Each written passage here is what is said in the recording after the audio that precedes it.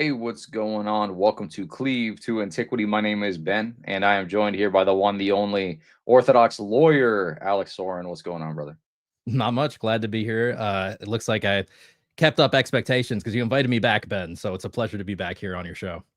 Absolutely, man. Yeah, I'm glad to have you. The last time we were shooting like kind of a short form video. This time it'll be a Q&A format thing. So happy to have you on, man. These have been fun. I've been liking doing the Q&A shows. Just having like different people come on and give their perspective on various issues has been awesome. Yeah, it's But like a highlight reel or like a hall of faith of like the greatest minds in Orthodoxy today, right? You have Father Stephen DeYoung, Father Michael Lilly, also, I noticed that. Jay Dyer on, of course, the Brainiac himself. So it'll be a great, I think by the time it's over, it'll be like a great hall of famers for, 2025 Orthodox online apologetics. yeah, there you somebody left a comment that like made me anxious. It was like, when are you having Metropolitan Saba on? I'm like, when is that happening? I'd probably cry. I don't know if I want that. I'd be scared. You like forget how to address him. Say, Your Majesty, Metropolitan Yeah, Your Saba. Majesty. Like he's a king. Your Majesty. Oh, let me see. That would be something I would say. I'd probably stutter. I'd be like, oh, blah, blah, blah, blah, blah. Anyway, yeah, that'd be wild. Hey, what's going on, Templar? Good to see you. Hey, good. Yeah, Your Honor. That's what you'd probably. Your Honor, Metropolitan Saba. Yeah, Your Grace. exactly. He says I ain't no judge. That'd be a mess. Oh, good grief. Yeah, So, I did. I heard one time in court there was you step in, you get all kinds of people, especially before COVID. You get all kinds of lawyers from all walks of life trying to defend their case. Not all of them are courtroom lawyers, and a lot of them will get nervous. And one time I saw a kid. He's talking to a kid. He was a lawyer, but only for 2 or 3 years, and he was telling the judge, "Your Honor, in my 3 years of practicing law, I have never seen such abuses." And like the lady next to me have been practicing for 40 years. yeah. 40, 40 years. I was like, man, what a blunder. I'm sure it sounded good in his head, but like, Yeah, it's in my not something to 3 brag years of about. practicing law. Yeah. Nice, dude. Nice. I Yeah. like that. Yeah, you gotta kind of know rhetoric a little bit to be able to do something like that, Like, Oh, yeah. I mean, I don't know. I think that goes for a lot of different things, debates, so on and so forth. I know you've been doing call-in debates on your show. How's that been going? I've been trying to do some call-in debates, but I guess it grows every now and then. I think we've had some good outcomes. I'm trying to hold myself out as a little bit more ironic because I know some people get a little scared to call into these debate shows every now and then. But for me, I think they're pretty productive. I did have some bigger names show up. I know Nikolai in Korea shows up. You, Ben, yourself showed up in one of my call-in shows once, and I even had some of the bad guys. I'm hesitant to call them that. They're not bad guys. They're our friends, our Roman Catholic friends. But Elijah Yassi also called in, and we had a conversation about the papacy and about Catholicism. So it's all in good fun. It's very ironic, as we like to say. Yeah, how did that go? Because I know he was trying to frame it like it was some kind of a debate in my comments earlier today. I posted a short and he's like, I debated Alex Sorin. It didn't seem that way to me. It seemed like he was just calling, trying to explain his position. But how'd Yeah. that go? Yeah, and I tried to give him the time of day to explain his positions. I think he's one of the most misunderstood guys out there. Like the claims that he's making are very specific. If I'm understanding them correctly, he's saying that, uh, if the Pope is going to make an infallible statement, and only that type of infallible statement, he has a moral obligation to consult the College of Bishops. If he does not fulfill his moral obligation to consult the College of Bishops, and he goes and he issues some improper ex cathedra statement, he calls it ex cathedra, he calls it infallible. They kind of have a similar position to Orthodoxy, where they say, well, we believe that the providence of God to deliver the church out of this wrong teaching because people make mistakes. So I was like, okay, that's actually not very controversial, but I don't think it helps him very much. And I guess I can speak later to like the faults that I think are in that model. But yeah, he came on. I gave him an opportunity to explain his view, at least concisely, because I think he has like a 2.5 or 3 hour long video out there explaining it. But not everybody's going to consume that. So if you can boil it down into a few minutes, I wanted to give him the opportunity to do that. I think I remember, I think explicitly saying like, I don't want to have a debate here right now. If I have a debate with you, Elijah, I'd rather we both be prepared. We go in knowing what the clear prompt is. We do a formal one. We don't ruin it for all the viewers. So I didn't see it as a debate. If he saw it as a debate, I mean, we should probably set one up in that case, and I'd be down for that. So Elijah, if you're watching, I am down for formal debate. I know we have been somewhat discussing this in the DMs. As consider this my official response. I will debate the papacy, and I guess the specific prompt we can work on that. But if you end up doing it, man, you have to like. It's so. I try to watch Yossi do his debates, but they're so boring. Like I don't. Yossi, you seem like a nice guy. Don't get me wrong. I'm not trying to be mean or anything, but like brevity is something that needs to be practiced in some instances. Brevity, you have to be able to present your case in a concise manner without rambling for like 30 minutes at a time. This is what I'll say to you, Alex, when you set up the debate, if it's going to be formal, do not do like 30-minute openings, because oh my goodness, dude, do like 10 minutes. If he can present his case for his position in 10 minutes, if he can explain his position in 10 minutes, right? That would be at least moving the ball forward a little bit, because so far it's been like, this is my position. Here's a 2-hour video explaining why I believe what I believe. Nothing against you, man. But brevity would be beneficial in this endeavor if this is something that you want to be taken seriously. But anyway, I would like to see that debate. That would be nice. I would just say, in the interest of making it somewhat bearable to watch, shorter windows, longer cross exam. Okay. Shorter opening. You know what I mean? Short opening, short rebuttal, long cross, and then maybe open discussion period. So let's see. I think Elijah just debated RC like a day or two. Oh, no, he was debating a true Orthodox priest. So we would consider them to be schismatic. But that was Father Sweden, who's actually a nice guy. I've had him on the show before. I like Father Sweden. I don't think he did very well in that debate, just because the only clip I've seen of it was him saying that he was going to use ChatGPT. So, I mean, you basically concede when you can't do that. So anyway, yeah, 10 minutes is too long. Make a YouTube short. Yeah. Yossi, explain your entire position in a 60-second YouTube short. Anyway, God bless that guy. Yeah, God bless that guy anyway. All right. I don't want to talk too bad about anybody. So, all right, let's dive when it comes to anybody, before we dive into it real quick, what we're talking about people here, I love all you people. I love Eric Ibarra. I love Elijah Yassi. I love Jay. I love Gavin. I think most of us are, if not all of us, are well-intentioned. I don't know anybody's hearts. I just hope that we're all out here trying to get to the bottom of the truth. Yeah, absolutely. Yeah. I mean, any of these guys, if they had like, I don't know, something going on in life they needed a hand with, I wouldn't mind going and helping them out, that kind of thing. Yeah. And we talk smack. So what? We're guys. That's part of the game. Like, get used to it. It's not personal. That's right. Yeah. I mean, when I was a Protestant, I used to do, or I still do jujitsu, but I used to go to a gym with this guy that was a Greek Orthodox guy, and we would debate, and then we would beat each other up. So that's just how guys are. You know what I mean? At the end of the night, you shake hands, you go home, you're still friends. Do the same thing next week.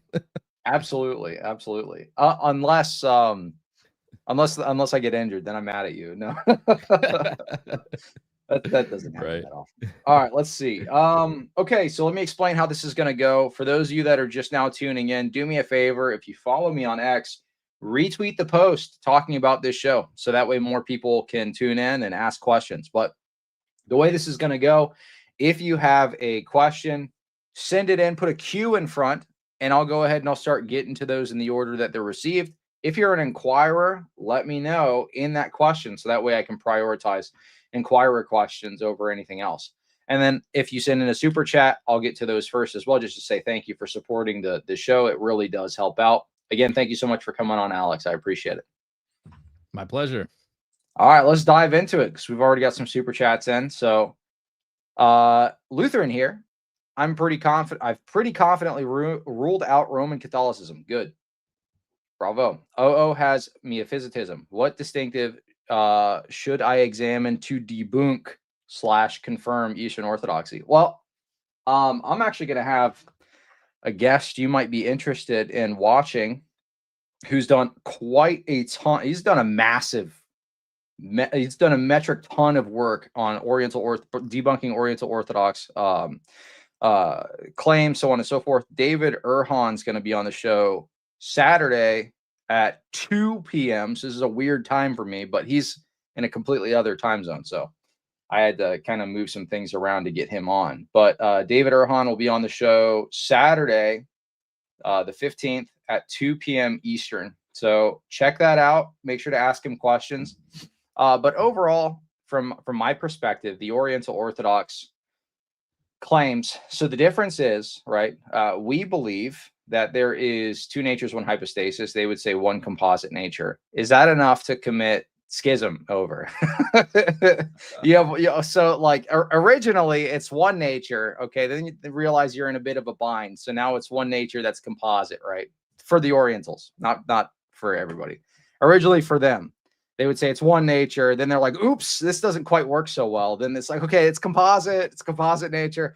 If that's the case, just accept Chalcedon. Come on. It's two natures, one hypostasis. You don't have to redefine terms, but yeah. you get something And that's been like kind of my experience with the Oriental Orthodox as well. I mean, I haven't had like an extended dialogue with any of them, which maybe that would be a benefit. Maybe we can do that at some point. But it seems like they're so specific about defining terms, but then so non-committal when it actually comes to talking about their positions, right? That's just what I evaluate from the interactions that I see online. I would say for me, it boils down to how you interpret St. Cyril of Alexandria, right? And I think there are two great books on that. There's the John McGuckin book that talks about St. Cyril and the Nestorian controversy and the Third Ecumenical Council. That book is also great because it has some translations of some documents, some primary source documents that I think are hard to find, like the two letters to Sixensis. Also, just reading on the unity of Christ by St. Cyril of Alexandria. I think it really just boils down to what did St. Cyril teach? I think it's very obvious that when you put the substance over the form of his writings, that he's teaching a single subject, Christology. And that's really the most important point there. So, yeah, absolutely. Looks like to clarify, I'm not necessarily saying OO is right or wrong or whatever. I'm just trying to get at what makes EO different. Yeah, the natures, basically. Yeah, that's the big issue. Yep. Which trickles into other things. So, but that's the root. So yeah, exactly. I think you get that though. If you have a follow-up question, send it in so I can address it. Jordan, $10. Thank you so much. Alex, would love to see you debate Sola Requiem in the X space. You seem to show you couldn't even process your simple critiques in a friendly convo, yet he remains very loud online. Sola Requiem, he strikes me as like a nice guy. Like he's a veteran. He served our country. Like, what am I gonna say wrong about him? I mean, he has strong opinions and he has a bit of a platform. But I think recently he posted a tweet that was like, "Guys, I'm not an apologist. I'm not a debater," and he's well within his rights. He wants to talk smack online. He can do that. But yeah, I think at least in the short interaction that I had with him in the X Spaces, he avoided my very specific claims about the expansion of the jurisdiction of the Pope of Rome. And he went right to the Third Ecumenical Council and Pope Celestine, and how the Third Ecumenical Council more or less came to the same conclusion as Pope Celestine. That doesn't mean that Pope Celestine's jurisdiction extended outside of the Patriarchate of Rome. So like my arguments and objections to Roman Catholicism are very specific. Obviously, there are the doctrinal issues, the filioque. I think, especially going through Joseph Farrell's work and reading through the Mystagogy and the apodictic treatises of St. Palamas, he tears the filioque to shreds, to absolute shreds. And it really reduces down into a dyad. And so the primary objection for me would be that in the filioque, they have abandoned the doctrine of the Trinity. They have a dyad. Also, the expansion of the jurisdictional powers of the Pope is extremely unreasonable and historically unprecedented, at least without the consent of the Eastern bishops. So, yeah, a lot of issues with Rome. But yeah, Sola Requiem, he seems like a great guy. He's not an apologist, though. So, Yeah, I would like to have an apologist. Sola's the homie, man. He was going to be my first formal debate on this show, but he had to cancel for whatever reason. I don't remember, but we were going to have a formal debate, but we talk in the background or whatever. And when I was a pastor, I was, I'd reach out and I'd be like, I don't know, he'd post something. I'd be like, hey, bro, just checking up on you, making sure everything's cool. We just chat back and forth. He's the homie, though. I mean, obviously, there's a lot of people in these particular spaces that, I don't know, they just need like a good guy friend. So be that for people, and it doesn't cost you anything. You know what I mean? So go out there, and if you see somebody that's out there and maybe they seem like they're rough around the edges, like everybody just needs like that good guy friend. So try to be that for people. You know what I mean? I don't know. That's just kind of where I come from. Even if we disagree, especially if we disagree, because those are some of my best friendships is with people that I disagree with. Like when I was doing Protestant apologetics, again, I told you, like, one of my best friends was that Greek Orthodox guy that we would beat each other up in debate. So that's just how guys are, I think. Right. All right, let's see. Like this guy, Gerald, Lutheran guy. Alex, in your professional opinion, and if enough people go bald due to the presence of EO, can they then sue the EO for hair loss? What do you think about that? I mean, you'd have to produce a large enough sample size to show that there's some sort of effect, like, with like the mold issues that you have in certain homes. But I think perhaps if we get enough people together, we'd be able to create some sort of class action. I think that might be a possibility there. Somebody made a meme on X not that long ago that was like, or it was today actually. It was like, next episode of Cleave to Antiquity, Cleave's hairline recedes so far back it reflects the uncreated light, converts millions. I was like, overall, okay. Sounds like a good outcome. Yeah. I mean, I would give up my hair to convert millions to EO. I'd do that right now. But yeah, it would also help. I'd like to say it would also help if we get an expert in hair expert on our panel on our side. I think that would be helpful as well. So I think David Erhan has a pretty good flow going there. I think he could speak to the scientific merits of that. Yeah, there you and go. The energies. Yeah, David Hairhon. No, I'm just kidding. That was a bad joke. Okay, yeah, that's gonna catch on, man. That's gonna catch on. Seraphim Rose 7, $10. Thank you so much. Alex, when you debate Joe Heschmeyer, is that still happening? What's going on with that? It's not official. We're still working out details, but to my knowledge, we have a tentative date in April, so it's not happening soon. It's going to be a minute because Joe Heschmeyer has a few debates lined up, from what I understand. I don't want to give away too much. We are just working on the prompt, and we're going in between with Justin Menard. He is going to be the moderator for that debate. So I think it'll be a great educational. It'll probably be more of a dialogue, is what we were leaning towards. So I think, as far as I know, it is still happening. It's just going to be a minute. Don't let them trick you with that. It's going to be a debate. They try to soften you up legitimately. I mean, I don't know. That's been my experience with. I like Joe, but when he was trying to debate me, it was all this pre-debate game stuff. So just be cautious. No matter what you set up, it's going to be a debate. So that's how it will be. That's how it will be flaunted after the fact. So don't put your guard down. Hope the best and prepare for the worst, right? Yeah, exactly. Prepare the big guns. Oh yeah. All right. So when you debate Joe Heschmeyer, don't forget to bring up the recent documents that Rome admitted the papacy came from forgeries. Yes. Force him into a corner to say if it's right or wrong. Yeah. I think a lot of the issues there have to do with like magisterium and whatnot, because I don't want to be held to, something that some random scholar said somewhere on Orthodoxy, or because we have a different hierarchy of authority than the Roman Catholic Church does in Holy Orthodoxy. I don't even want to be held to, what some monk said somewhere. But in Orthodoxy, the synods speak for Orthodoxy. And of course, we have some saints who their theological opinions are esteemed more than others. But in Orthodoxy, the saints are equal with the exception of the Holy Theotokos, the Panagia. So yeah, I don't want to be held to any unfair standards. So I think those are important. But I think some of the strongest arguments are within the magisterium, because they do have to submit their intellect and will to even ordinary magisterial teachings that includes papal encyclicals. So, yeah. Well, best of luck to you on that debate. I'll be interested in seeing how that goes. Joe's a very interesting guy for sure. He's friends with Miles, who's been on the show, Canon and Creed. Oh, very good. Yeah. All right. Hello, gentlemen. Any refutation for RZ's claim that St. Augustine refutes the use of icons? ? Love both your guys' work. God bless and keep going. Yeah, watch my most recent video on pseudo Dionysius, not pseudo. So check that out. And then if anybody thinks that that's not the case, that oh no, pseudo, you're just making stuff up. Pseudo Dionysius, he's actually pseudo, he's actually 6th century or whatever, he's not 1st century.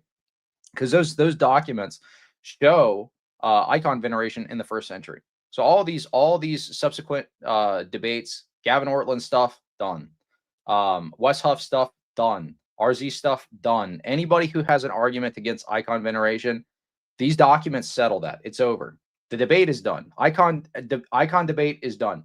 If you want to debate whether or not pseudo Dionysius is actually pseudo or not, if it's a genuine, if the corpus is genuine, I will set you up with a debate with Craig Truglia, who has all of the scholarship on this particular issue, which is brand new scholarship, right? So if you go to Google and you say, is pseudo Dionysius pseudo or whatever, right? Wikipedia is obviously not going to be updated, but this is brand new scholarship. If you want to debate on this issue, I'll set one up for people to debate Craig if he wants. I think Alex is frozen. You guys in the chat frozen? Yay or nay? Let me know. Somebody send in the chat so I can see if it got frozen or not. No? Okay. Just Alex? Is Alex frozen on y'all's side too? Yeah, Alex is frozen.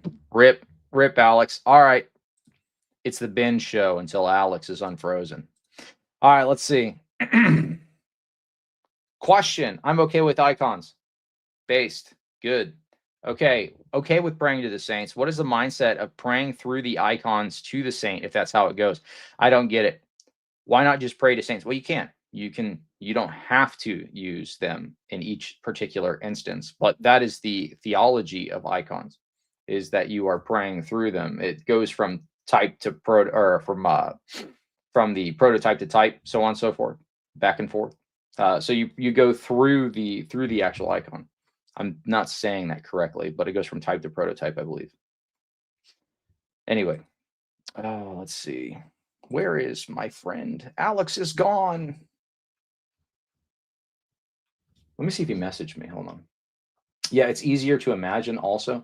Yeah, if you watch the video with pseudo Dionysius, quote unquote pseudo Dionysius, he actually explains the theology of icons in that particular video, which was first century. Ask Ben anything.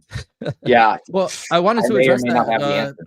Yeah, I wanted to address that RZ quote. I'm not sure what the claim was exactly, but if he's going to say that St. Augustine was against icons, I mean, if you read the second half, or like at the very least the last few chapters of the City of God, it's almost all about relics. And the same principle that you apply to icons, you apply to relics. So, I mean, the principle in the theology is there. And like Ben said, this book, I also had it on from Scriptorium Press. The Life of Saint Dionysius the Areopagite. It gives not only a biography, but literally every single argument made against the Dionysian corpus, and it is extremely thoroughly rebutted. And I'm saying that even from a lawyerly perspective, the scholarship is very strong that for the validity and authenticity of the Dionysian corpus. It is very strong arguments. Here's a related question. So we were already just talking about that. So what is the new dating? So anywhere from the 1st to 2nd century. Craig said that it was all of the letters in the corpus except for one. One they would still maintain is probably a pseudo-digraphical work. But anyway, yeah, it pushes it back to that date, and one of the reasons for that is I forget the name of the text, but scholars originally thought that he was citing from a text that was a 6th century work.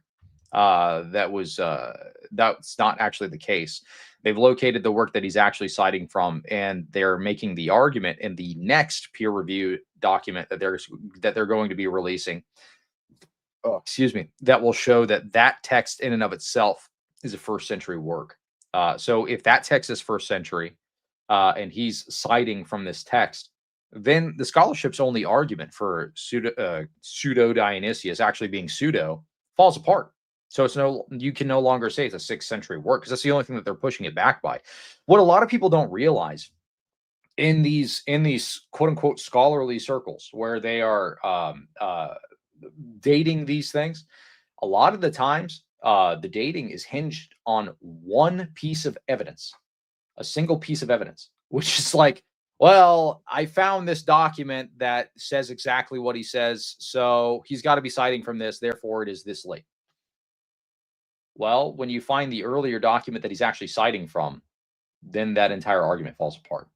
But they talk about it more. Go watch that video that I published earlier. I think it was it earlier? No, it was last week we published it. So I'll probably do a follow-up with him as well on the when he gets the next article that he's writing peer-reviewed. So good question. Good question. All right, let's see what else we got here. Oh, let me tag these questions as they're coming in. All right, did we get to this one? Okay, so I already talked about this from type to prototype, etc. But if you want to add on to this, he says, I'm okay with icons, okay with praying to the saints. What's the mindset of praying through the icons to the saint if that's how it goes? Don't get it. Why not just pray to saints? I mean, yeah, it's just to the prototype. It's a tool. Like I would like to compare it to David using the ephod of the high priest when he prays in the historical books of the Old Testament. Like, why not just pray to God? Why does he grab the ephod? Well, because the energies of God, they have a way of sanctifying matter. And in the same way, when you bring your icon to the priest and he consecrates it with the holy water, there's an elevation, a cleanliness through the icon, and the energies of God live in those objects. They're sacred objects, just like any sacred object, right? Like the cups and goblets that the king of Babylon used, I think it was King Nebuchadnezzar's son, prior to Darius's invasion. Like, what was his big sin there? Those were consecrated objects for God. They were sacred objects. Icons, likewise, are sacred objects. So do you need them to pray with the saints? No. Are they useful? Yes, of course. Hey, yo, gents. Hey, good to see you, man. I see you in like every live stream chat. Compendium is the man. Yeah. Hey, yo, gents. Good to see y'all together. Talk about a powerful team. God bless. Hey, God bless you, man. Good to see you. Geralt, $10. Reading St. Augustine's work, Confessions currently, but every time I step away from YouTube and read more books, I lose any interest in converting to EO. I was told it's supposed to do the opposite. Reading Confessions? How is Confessions supposed to make you want to be Eastern Orthodox, though? It's not a theological... This sounds like a skill issue to me. I don't know. The reading is supposed to make you more Orthodox. But the big thing that's just a joke. No shade thrown at you, Geralt. No, Geralt of Rivia is one of my... He insults me all the time. Geralt of Rivia is one of my favorite superheroes.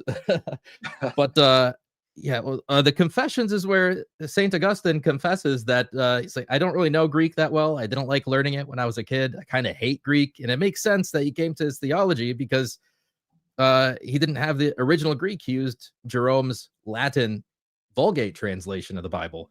And I think Father John Meyendorff, in his book Byzantine Theology, he has a very good section on how this mistranslation that Jerome corrects later ended up in like a very different perspective in the doctrine of justification and original sin, in particular, in his debates with the Pelagians. Hold on, give me 1 second.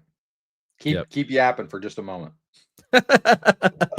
But yeah, that's why the Confessions, I think they are a useful book. It gives you a look inside Augustine's mind. And they're also, I think the Confessions is also seen as the first style of that kind of writing, the first autobiography, at least in the West. So it is influential just as a literary work on its own, but it is also useful for apologetics.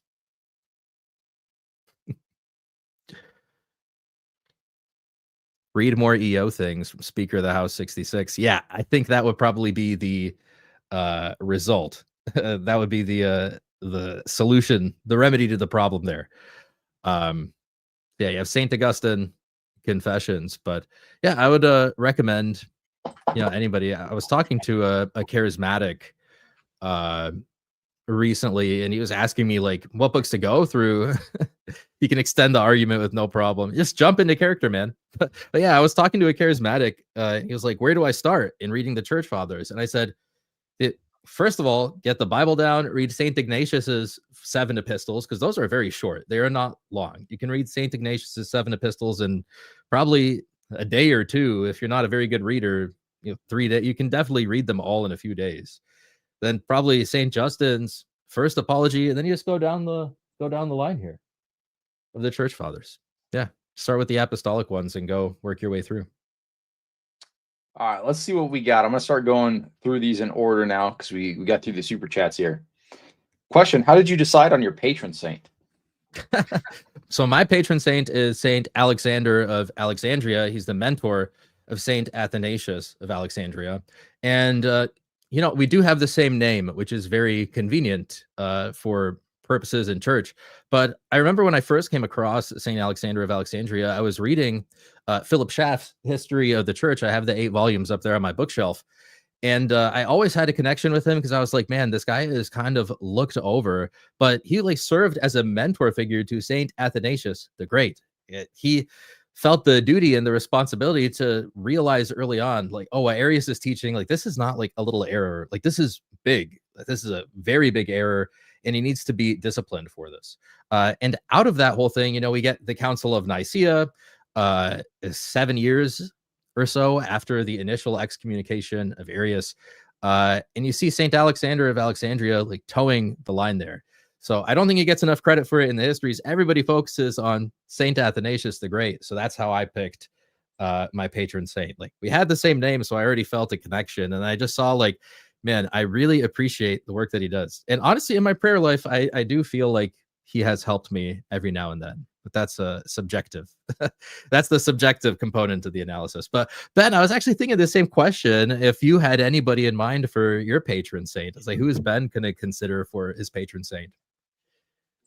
Or are we going to leave it as a surprise? No, I'll probably just pick. I'll probably just pick somebody with the same name as me, to be honest. I don't know. I just think that's. I don't know. I like. I like Saint Herman of Alaska. I feel particularly attached to him, but I don't know. If you're changing your name, I think, I don't know. It might just be easier just to pick somebody with the same name as me. Is that a bad way to think? That's just kind of what I'm thinking. Well, there's like, I think it's kind of becoming a meme a little bit where, some guy, like, no offense to anybody with this name, but if some guy comes in with like Joe or Louis, and then they come out with a name like Serapion or like Nectarios or something. That's cool. That's awesome. I love those saints. But now like everybody is getting the really cool names, Yeah, I don't want to be a LARPer. That's, I don't know. Exactly. I mean, not to say that that's a genuine LARP, but I feel like, some people probably are like, I don't know. Like, you have like the guys that are like Russophiles or something, they're like, like, everything Russian's so cool. I gotta like, Yeah. Anyway. And I guess like that's, of course, if you feel a connection to that saint, there's nothing wrong with choosing them as a patron saint there. But it's also like, just make sure you're doing it for the right reasons, that it's somebody that you do look up to, that you do feel a connection to. I think those are the important factors to consider there. So I got a LARP as Tsar Nicholas, basically. I got to be like, yes, based Tsar. Yeah. That's right. Yeah. All right, let's see. Question: I'm an Orthodox Christian convert and a law student. How do you balance legal reasoning with avoiding a rationalistic approach to reading the fathers? Legal reasoning is not rationalistic. I guess when you're trying to build your own arguments, of course, there's a rational component there. But in litigation in particular, we focus on persuasion, which is not necessarily rationalistic, like the most syllogistic, purely logical way. Like, the idea is you're not going to persuade a jury by presenting them syllogisms. You have to present them a coherent story, a coherent narrative. So there's a saying that I think it was Jerry Spence, who is a very famous defense attorney who was undefeated and defended some pretty high profile criminal cases, murder cases, undefeated defense attorney, who said that it's not who has the most facts on their side. It's not the party that has the most law on their side. It's the side that tells the best story that's going to win, the most engaging story. So I think that it helped my approach to church history, having that background in law, because every single ecumenical council, I see it as like a legal dispute. You know, somebody else who's not a lawyer might see the first council of Nicaea. Okay, well, let's start from the beginning. Let's go sequentially through the facts. I see it as Arius versus Alexander of Alexandria, like a court case, like Arius v. Alexander, as Alexander v. Arius, you know, whoever's pressing charges. Same thing with the Second Ecumenical Council, you know, Eunomius v. Basil, you know, Gregory of Nyssa v. the Macedonius, or whatever that guy's name was, with the Holy Spirit heresy. And I think that was a very helpful way for me to be able to structure those councils, because really it is councils are a dispute solving mechanism. That's a lot of people have this misconception that, oh, the dogma of icons didn't appear until 787 with the Seventh Ecumenical Council, Nicaea II. It's like, no, that's when there was a dispute about the theology of icons. It doesn't mean that it didn't predate the Seventh Ecumenical Council. So I think it is actually very helpful to take a legal approach, at least to the councils. Now, when it comes to theology, of course, you have to set a bit of that aside. And that was one of the more appealing things to me in Orthodoxy, was that humble approach that not everything is going to be rationalistic. You know, not everything is going to be taken down to the minute detail, because you don't have to. You don't have to. It's like Jesus says, this is my flesh, this is my blood. That's it. He told us it is. What more are you going to investigate there? Like, okay, he said it, I believe him. Well, yeah, I mean, unless you're a Roman Catholic, then you have all these, you know, distinctions, Aristotelian distinctions. Oh, it's in and under, and, you know, exactly, all sorts of different things. All right, let's see. Inquirer question. How do I talk to my Protestant GF who says, I don't think I would ever go to an Orthodox church? He doesn't know a lot about Orthodoxy, but is just scared to go to a different church. Well, I mean, in my opinion, what I would say is you have to, if you're not already going to an Orthodox church, you need to like go on a Vespers or something and get to know some people there. So that way you have people you can introduce her to. Because for women, it's not about, they're not really going to be convinced by some theological argument, unless she's that type of person. She might be, but it doesn't sound like she is.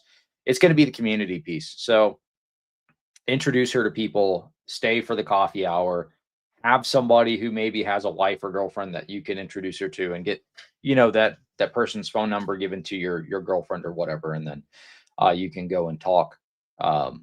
You know, that's kind of what helped my wife too. So it'd probably help your girlfriend there, I think. All right, let's see. When are you making a video or doing a stream reacting to based Sigma Crusader edits? Find me some good edits. Because look, dude, I'm telling you, like, the edits are like gone now. Have you noticed that? There's no more edits. Like that, nobody's making edits anymore. This is a serious crisis. I feel like Orthodox people start making edits. I feel like it's like one guy that just got burned out. He had like 20 burners. You know what I mean? He had like 20 burner accounts. It certainly seems that way. You know? And then just got burned out and stopped making edits, because there's no more edits out there. They're all gone. Like, they're all old ones being recycled. So we need, you know, like I say that, I'm not even joking. Like, we need people out there. If you want to make a platform and you're not an apologist and you're not somebody who's like, I don't know, super knowledgeable or whatever, go make some edits, dude. Slap together, you know, a nice Orthodox editor or whatever, and send it out there. Post it on TikTok, post it on X. There's no edits on X. There's not a single nice edit account on X on either side, to be honest. So if we want to continue to dominate the online space, we need people out there that are Orthodox, that are making edits, that are Orthodox gamers, that aren't necessarily even talking about theology. They just happen to be Orthodox and they're a gamer and they love their faith, right? You know, we need that. We need it in every single aspect. I was talking about this on the Meet the Blessed podcast. Mm-hmm. We need it all over the place. Orthodox politicians, Orthodox lawyers. Hey, there you go. We got that one covered. All right. We got Orthodox doctors. We need Orthodox We need Orthodox, like people talking about raising kids, like a mom blog or whatever, Orthodox mom blog. We need, Orthodox pet accounts, whatever, everything, literally everything. That's what we need. Metropolitan Saba said it very, very well. This is the age of evangelism. We've moved out of the age of the ethnic church. Now we're in the age of evangelism. This is where we're at right now. So we need you. So great question. Yeah, and that answers this question here. What's your perspective on the critique that Eastern Orthodox is not properly evangelized, i.e. the parishes around the world are only there because of lay immigrants? That's not the case anymore, buddy. Welcome to the new world. This is the age of Orthodoxy. This is the age of evangelism and Orthodoxy. This is the age in which, and what a lot of people don't realize is in the lives of the saints, a lot of the end times prophecies are surrounded on, well, the Bible says the gospel must go to all ends of the earth, right? And then we're going to start to see some of these events, right? Well, Right. everybody's like kind of heard like a generic version of Jesus at this point. So why hasn't this happened yet? Because the Orthodox have the actual gospel. That's what it is. That's once that reaches the entire world. So I'm just saying, this is the age of evangelism. You are witnessing history. The Yeah. online space is completely dominated by Orthodox, like just absolutely dominated by Orthodox. Our churches are busting at the seams with converts. My church is 80% converts. We have people standing all throughout the sanctuary in the narthex. Our parking lot is completely full. We have to park down the street. They made a deal with some other business to use their parking lot. We have to walk blocks to get to our church because we're so packed. Our priest is talking about, he's like, we're going to have to start like standing like sardines or something because we've got, we're packed, dude. That's a wonderful problem to have. Glory to God for that. But I also wanted to chime in on the question here a little bit, is that I had the same issue at one point when I was looking into Orthodoxy. I think it's Ubi Petros, who has something like a 3-part series on evangelism in Eastern Orthodoxy. I think a lot of this is just not common knowledge, but Holy Orthodoxy has made its way to China, and a lot of Orthodox Christians were persecuted and literally crucified in China. Orthodoxy got to Alaska. We have St. Herman of Alaska because of Russian Orthodox missionaries. There are many efforts, even in Africa. You see Russian missions in Africa. They're all over the place. So just because we don't flaunt it and have radio ads and CBN ads about, sponsor this children, it doesn't mean that we're not doing evangelistic outreach. Of course we are. This is what people are. My church is in the middle of a freaking nowhere, and even we have a huge increase of converts since 2020. Absolutely, yeah, everywhere. Yeah. We have a Greek mission that is 75% converts. Wow. The Greek Orthodox Cathedral I go to is parked in multiple parking lots. This is everywhere. Yeah, we're in the age of evangelism, and we're very blessed to have bishops and metropolitans that are wise and understand the times that we're in. Metropolitan Saba just gave an excellent address on the huge, massive influx of converts into the Orthodox Church. So it's good that they're seeing it. Obviously you couldn't ignore it if you wanted to. The churches are packed. I'm sure the priests are. Let me say this too. If you're a layman and you're watching this, the life of the church isn't just up to the priest. Think to yourself, what can you do to help your priest? What can you do to take something off of your priest plate? Is he sending out emails or whatever? Like, can you help with that? Something as simple as that. Can you help with writing letters? Can you help with grounds cleanup? Can you help with whatever, greeting at the door? Don't just be passive. Life of the church, they need you. Your priest needs you. You want your priest to be spiritually available to help you and other people and the new converts that are coming in. You got to do your part and take something off of his plate. Now I'm, relatively new, so obviously I want to make sure that, I build trust within the community, but that's something I'm thinking about, is like, maybe I just send emails for the church or something, or like do something I can do just to take something off the priest's plate. Because there's a huge priest shortage because of all the converts coming in. We need more priests. We need more locations too. So until that issue is solved, we need the lay people to help a little bit with the. It can't just be online stuff like help at the church. So anyway. Yeah, I agree. And I know the online community is like, it's very important. It's reaching a lot of people. Like, it's great, effective work. But at the end of the day, the church is made up of people. It's made up of, as Father Gregory Rogers says in his essay on apostolic succession, he calls them Eucharistic communities. Like, these are real people. And, there's going to be a Saturday bake sale, or like Ben said, anything as simple as grounds cleanup. Those are very time consuming tasks. And priests are busy people. You can take a lot off of their plate with something just as simple as that. Yeah, absolutely. I could rant about this for a long time, but I was going to say you have the pastoral perspective. Yeah. Yeah. Well, I'm like, dude, I know what it's like. Yeah. As somebody who was a Protestant pastor, I can only imagine being like the sole priest of a church that has 300 plus people there every single Sunday is like, and you're receiving catechumens and they're brand new to the faith and they're wrestling with these Protestant presuppositions and all of this stuff. And that one person, every single new visitor is going to be looking at that person as like, how this person treats me flavors the rest of my experience, right? Like, that's unfortunately the Protestant mindset walking into these churches. So for laymen, I'll say this and then we'll move on, because otherwise I'll rant about this forever. If you have been in your church community for quite some time, if you see a new face, say hello to that person. Like this cannot be overstated. This cannot be repeated enough. Say hello to them. I don't care if they look like they're miserable. Say hello to that person. Welcome them to the church. Ask them how they came there, whatever. Ask them about themselves. If you're not social, here's a tip for you. I'll give you a tip to be more social. Ask people questions about themselves. People love to answer questions. Ask them questions. Like, you don't need to put too much input about like your own perspective. Just like, oh, really? How did you find out about the church? Oh, that's so interesting. Could you tell me more about? Oh, really? Oh, so what do you do for work? Oh, that's so cool. Whatever. Like, people will love you if you just ask them questions about themselves. I'm just saying. But anyway, let's see. Let's continue on. Otherwise, I'll talk about that forever. Did you watch? Yeah. See, I'm a mind reader. I can read I know what's coming next. Did you watch Metropolitan Saba's speech, and what did you think? Absolutely. I thought it was brilliant. I thought it was timely. I think we are very blessed to have the hierarchs that we have. Absolutely.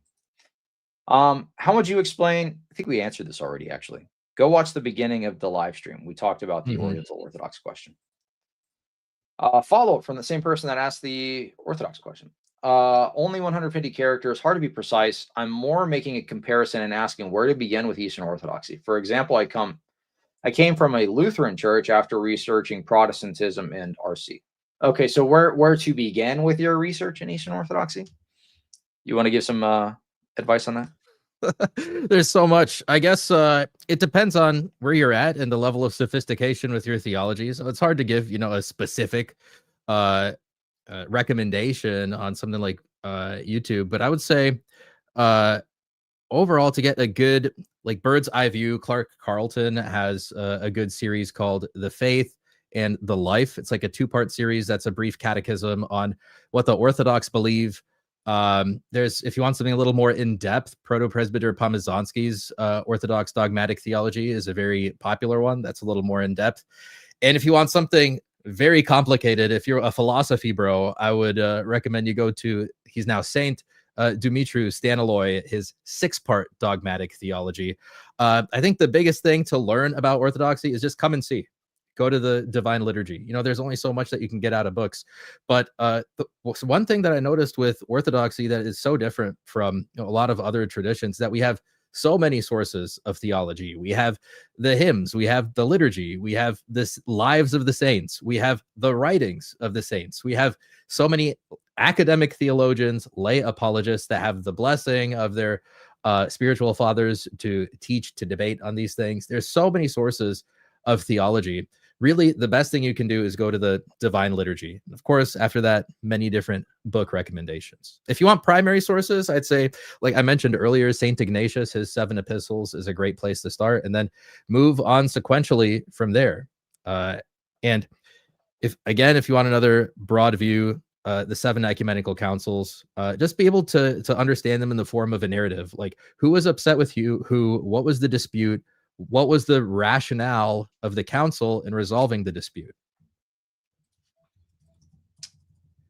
Henry says, I never get your streams on my feed. I have to go to your channel. That's because you're not compulsively liking every single video I post. So if you want to see my videos pop up in your feed all the time, compulsively like every single video I put out. In fact, log in with all of your alts and like them as well. And hit the notification bell while you're at it. Yeah, there you go. Yeah. You'll know when every live stream's happening. I publish so many videos, it'll just keep pinging your phone. Because I'm getting back into making shorts now. I was doing them every single day, but I wanted to have a little bit of a catalog of live streams to pull these shorts from. So I waited a little bit before I started publishing them. But now that I'm back at that, I mean, dude, the channel has been open for. Be careful with that notification bell with this channel, because this channel has been open for like a year and a couple of months, and I've got 700 something videos published. So do the math on that. How many days are in a year? So I'm just saying, dude, you're hustling, man. You're grinding out these videos. That's awesome. Well, I do the shorts, right? And sometimes I'll have a long form video. And I was doing 3 or 4 long form videos a week. I was pumping them out because I stay watching the news, the theological news, so I report on that stuff. And then I just have a huge repository of notes to go through. And then I'd do a short every single day, and then sometimes I would have a long form video and a live stream the same day. So now it's a little slower. I'm doing like 2 live streams a week. This week will be 3 because I've got Erhan, if you considered Saturday the end of the week. But anyway, you get the point. Let's see. Can I go into an OCA church? It's the only one near me. I've heard they're not legit. What are you talking about? They ain't legit. Come here. Whoever told you they're not legit, send them to me. Send them to me. I'll take care of them. No. I'm a Protestant looking into Orthodoxy. Of course, they're a canonical jurisdiction. Go to the OCA. Why not? Yeah, right? That was my impression too. Was like, look, they're a canonical church. Nobody disputes that they are canonical. They are canonical. I think what Ben will probably also say here in a second is that what you want to be on the lookout for is like Skittles flags, things like that. Like if there's some woke agenda going on, I would say to keep an eye out for that. But overall, the OCA is a canonical church, and like all these big issues between bishops, not a lot of them really trickle down to the parish level. Really, you got to find. I've never seen an OCA church with a Skittles flag. Same. No, I think it's more like that's not in any Orthodox church. There's not going to be any Orthodox church with any Skittles flag whatsoever. That's a Protestant phenomenon. If that happened in an Orthodox church, whoever was responsible for it would be disciplined. The OCA. In the OCA, the things that people will like criticize will be like, maybe they'll have like a Latin saint in there or something on like the wall, and they'll freak out because there's like a church in the middle of nowhere with like, I don't know, they've got like who was an example? I saw one, I forget who it was. It was some church in the middle of nowhere that had like a Latin saint, and all the true Orthodox guys were, "Whoa, this shows you." They're ecumenists. Yeah, look at this. Meanwhile, it's like true Orthodox bishop, like holding hands with an Anglican priest or something. Like it's just you know what I mean. The things that they'll criticize them for. I mean, just go. It's it's a canonical jurisdiction. It's not like they're a schismatic group or something.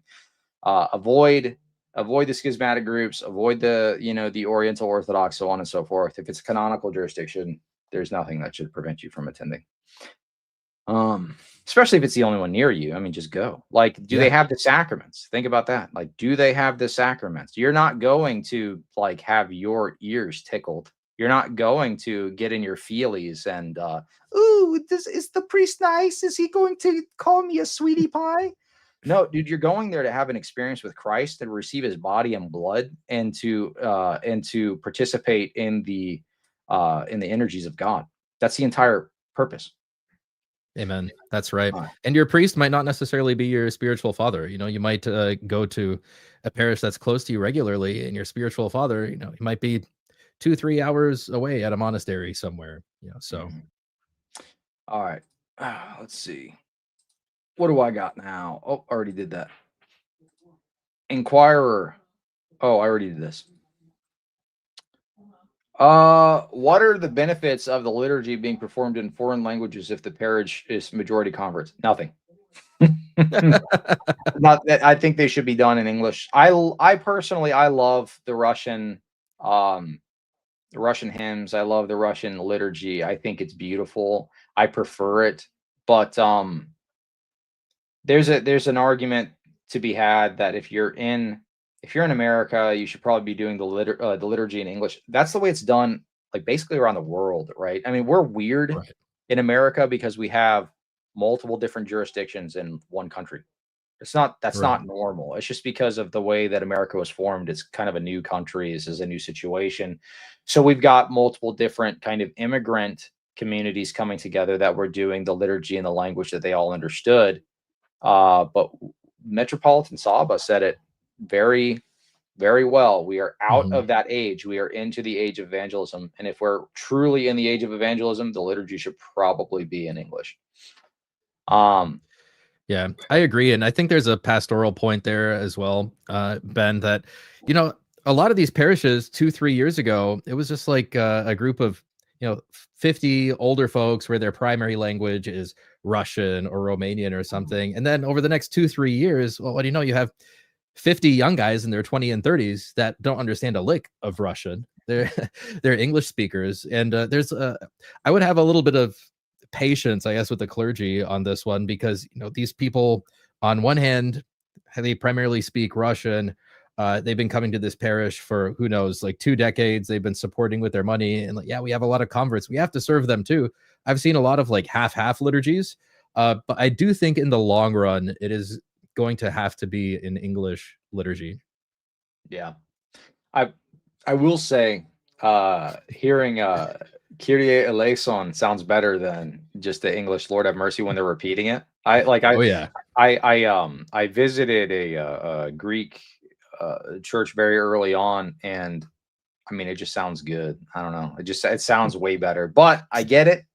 And I think for most people that don't know necessarily what the words mean, because I mean, I can pick up, I can pick up, at least in the Greek, but pretty well. But like the Russian one, I'm just kind of like, it just sounds cool to me. I don't know what they're saying at all. The Greek one, I can kind of piece it together a bit, but right. Let's see. Yeah, no. Let's see. Okay, let's continue on. I'm having a little trouble understanding the Protestant position against Orthodoxy. Could you steel man a Protestant position other than sola scriptura? Yeah, go watch my old videos.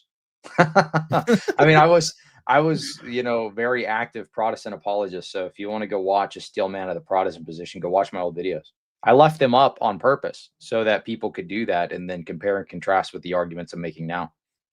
Any one of my old arguments.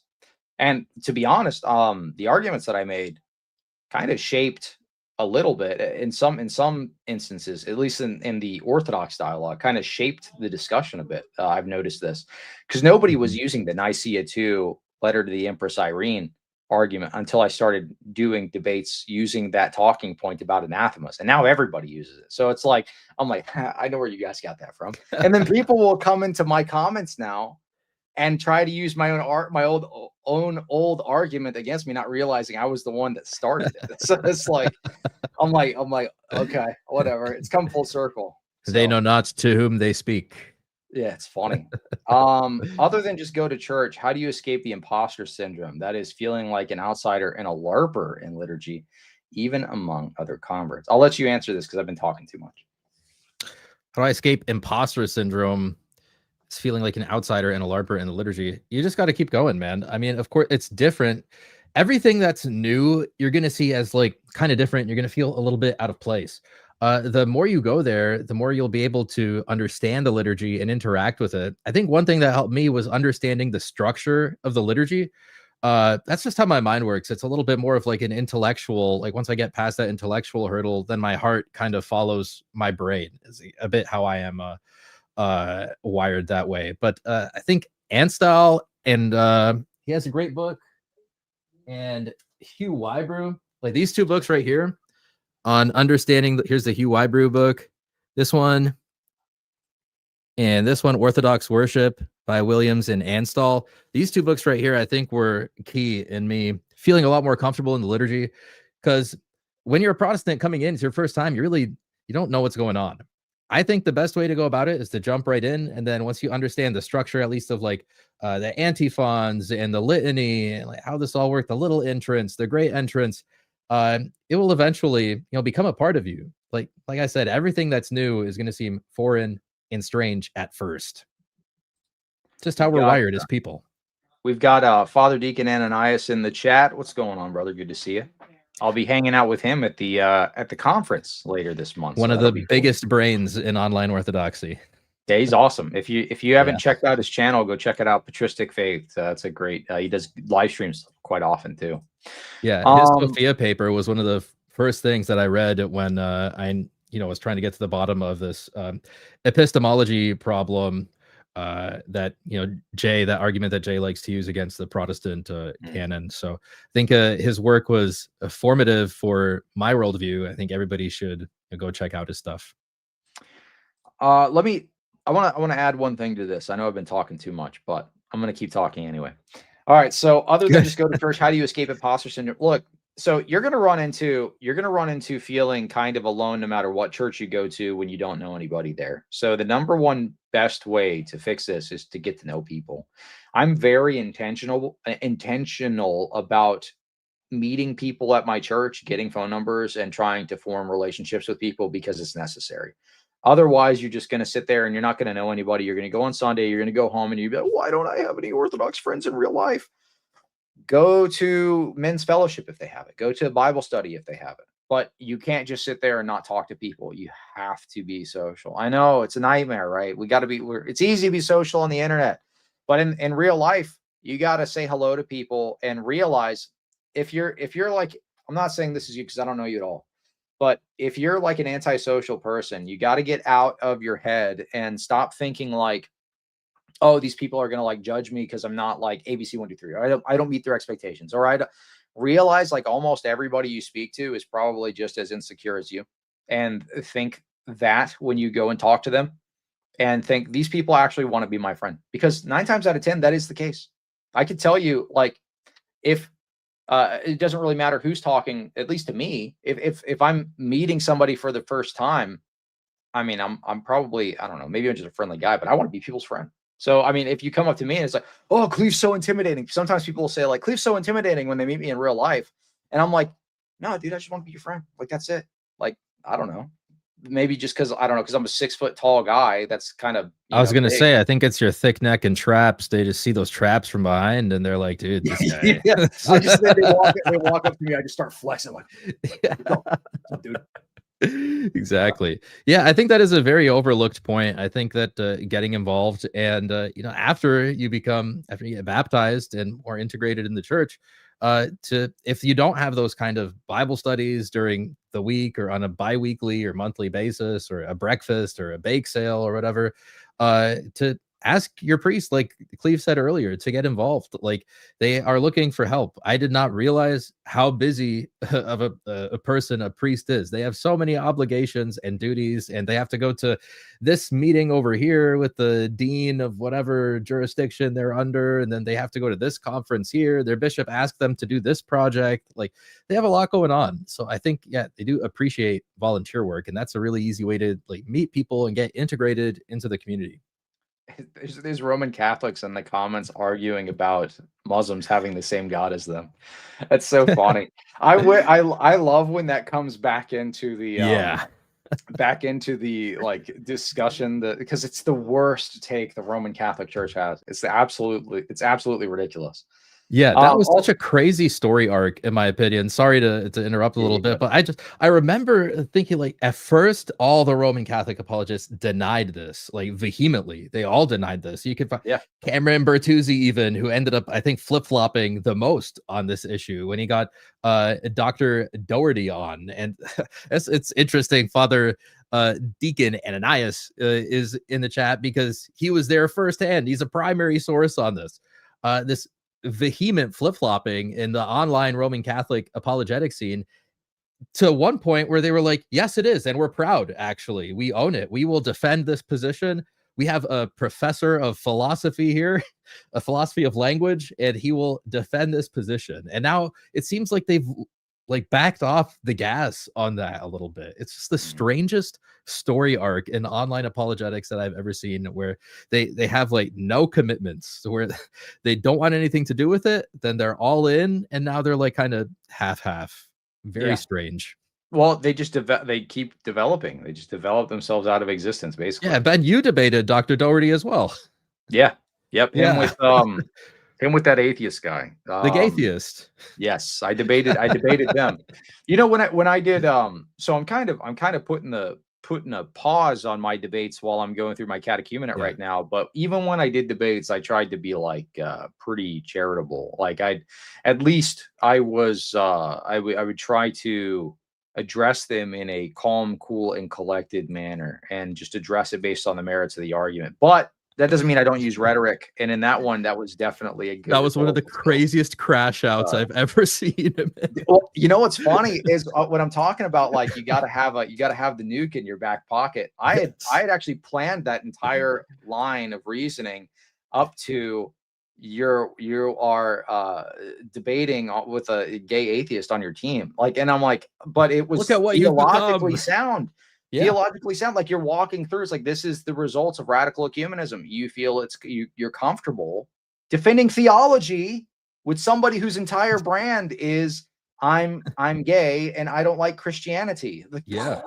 Whoa, dude, come on. Yeah. Anyway, but that was a wild debate. Yeah. Can I also mention, I love the story arc that you have for your channel too, where at first it was like, whoa, he announced that kind of fast, and then, you have this slow, like, drawback and build up. And I think that, after you're done with this catechumenate, you get back to, the debates and stuff, we're going to see, like, the most powerful final form of cleave to antiquity by the time we get to the end of this chapter. Yeah, I mean, dude, I just want to be a loyal son of the church. So however the channel can help the church in any way, that's kind of how I want to do it. And I think the best way to kind of pitch in without overstepping my bounds and presenting myself as some kind of a teacher is to just do stuff like this, and be upfront that I'm not an authority. I'm not an authority at all. I'm somebody that's on a journey, and you guys are welcome to take this journey with me. But I'm not going to get baited by people and start debating or something like that. It's just not going to happen. Not at least while I'm in my catechumen or anything like that.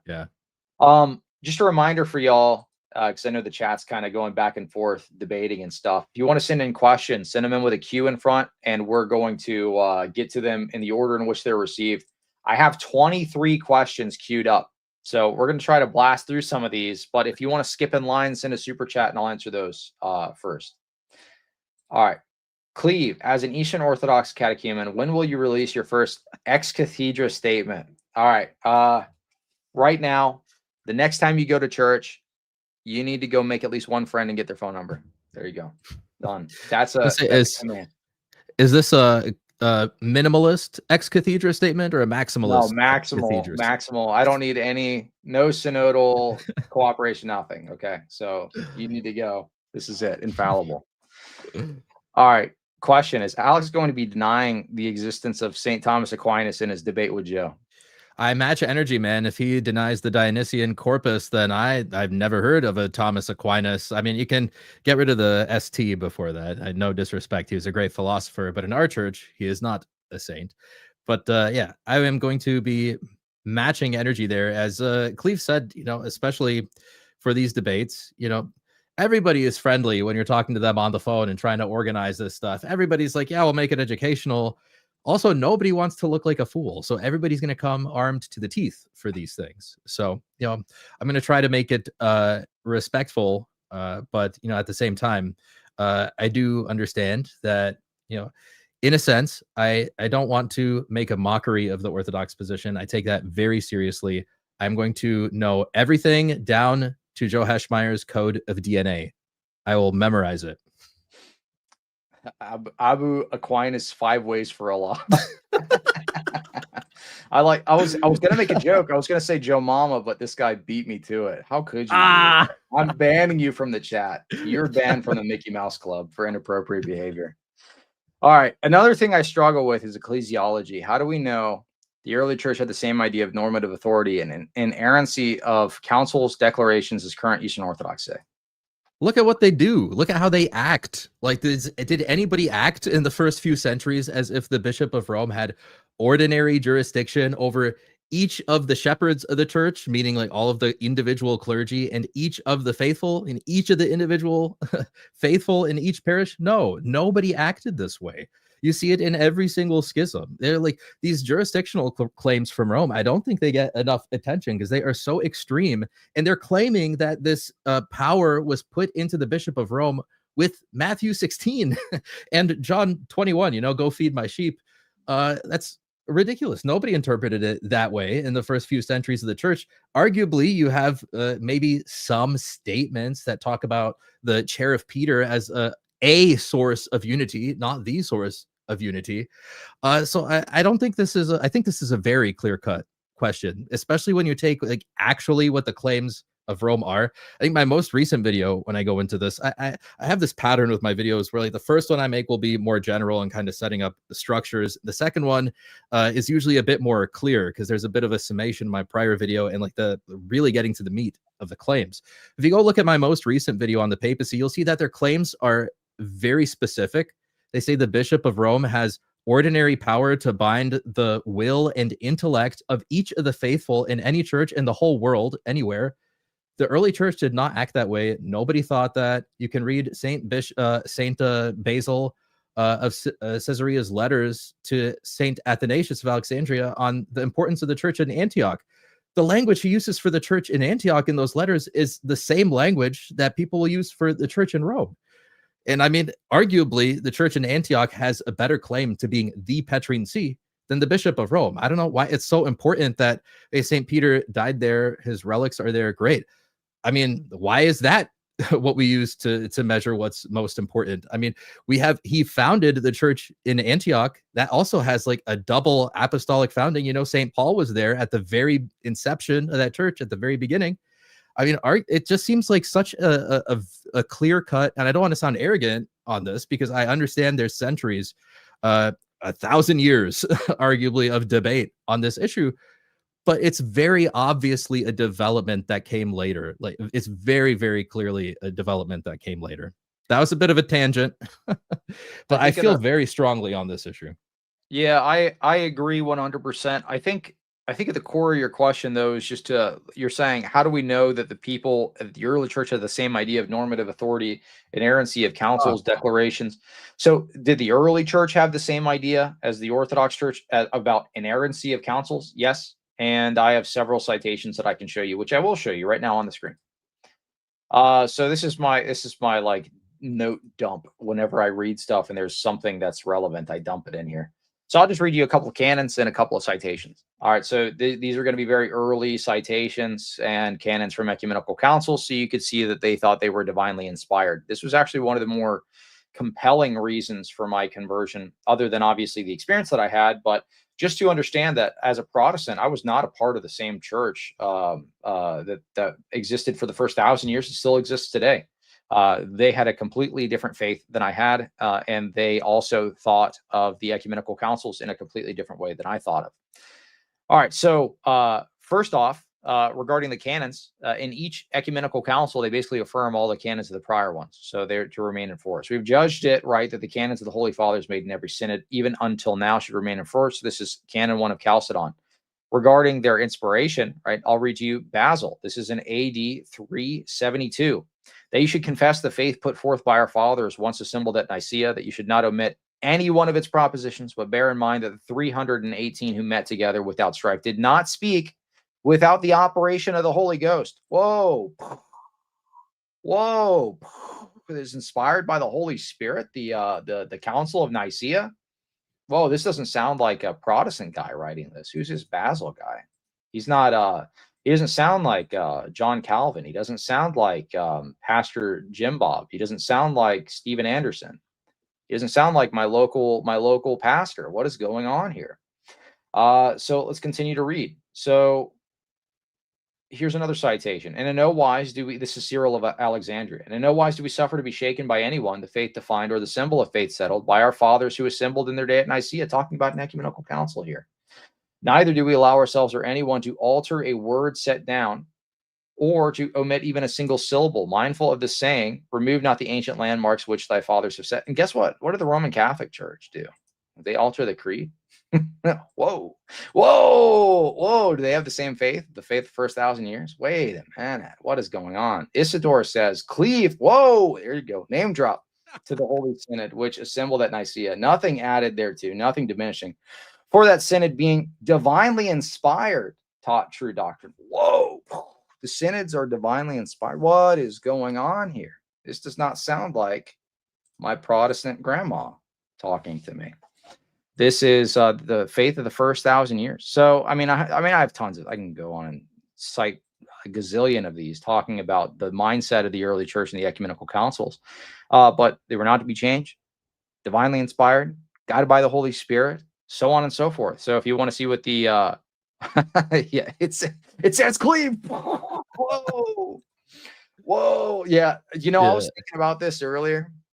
So I was, you know, you have like those shower thoughts, and I was thinking, I'm like, it's really weird. I named my channel Cleave to Antiquity, but like I just refer to myself as Cleave, you know, like it's a name, Yeah. Cleave. I'm like, that's really weird, but it kind of works out. I kind of like the way it sounds.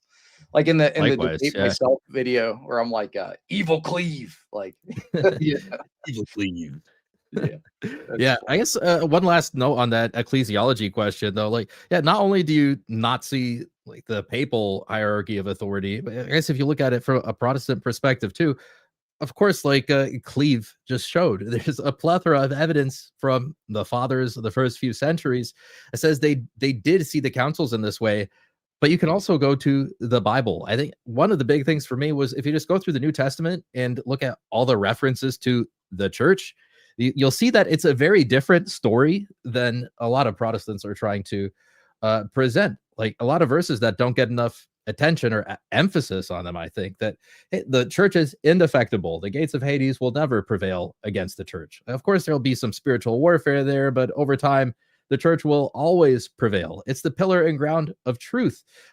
Saint Ignatius, in one of his epistles, he says that Christ breathed incorruptibility on the church, referencing at the end of the Gospel of John, when Christ ordained the apostles and he breathed onto them and he breathed the Holy Spirit onto them. So you don't have to go that far into church history to find the Eastern Orthodox view. And Saint Ignatius's epistles are 107. The entire corpus of the New Testament is the first century. You find the Eastern Orthodox view there. Yeah, absolutely, 100%, right there in Scripture itself. Council of Jerusalem, all this stuff. I can't pronounce your name. The Bleger. I see it in the Bleger. Yeah, there you go. Yeah, well, I'm from the South. I have to mispronounce everything. Bleger. Yeah, the Bleger. I'm someone who's inquiring.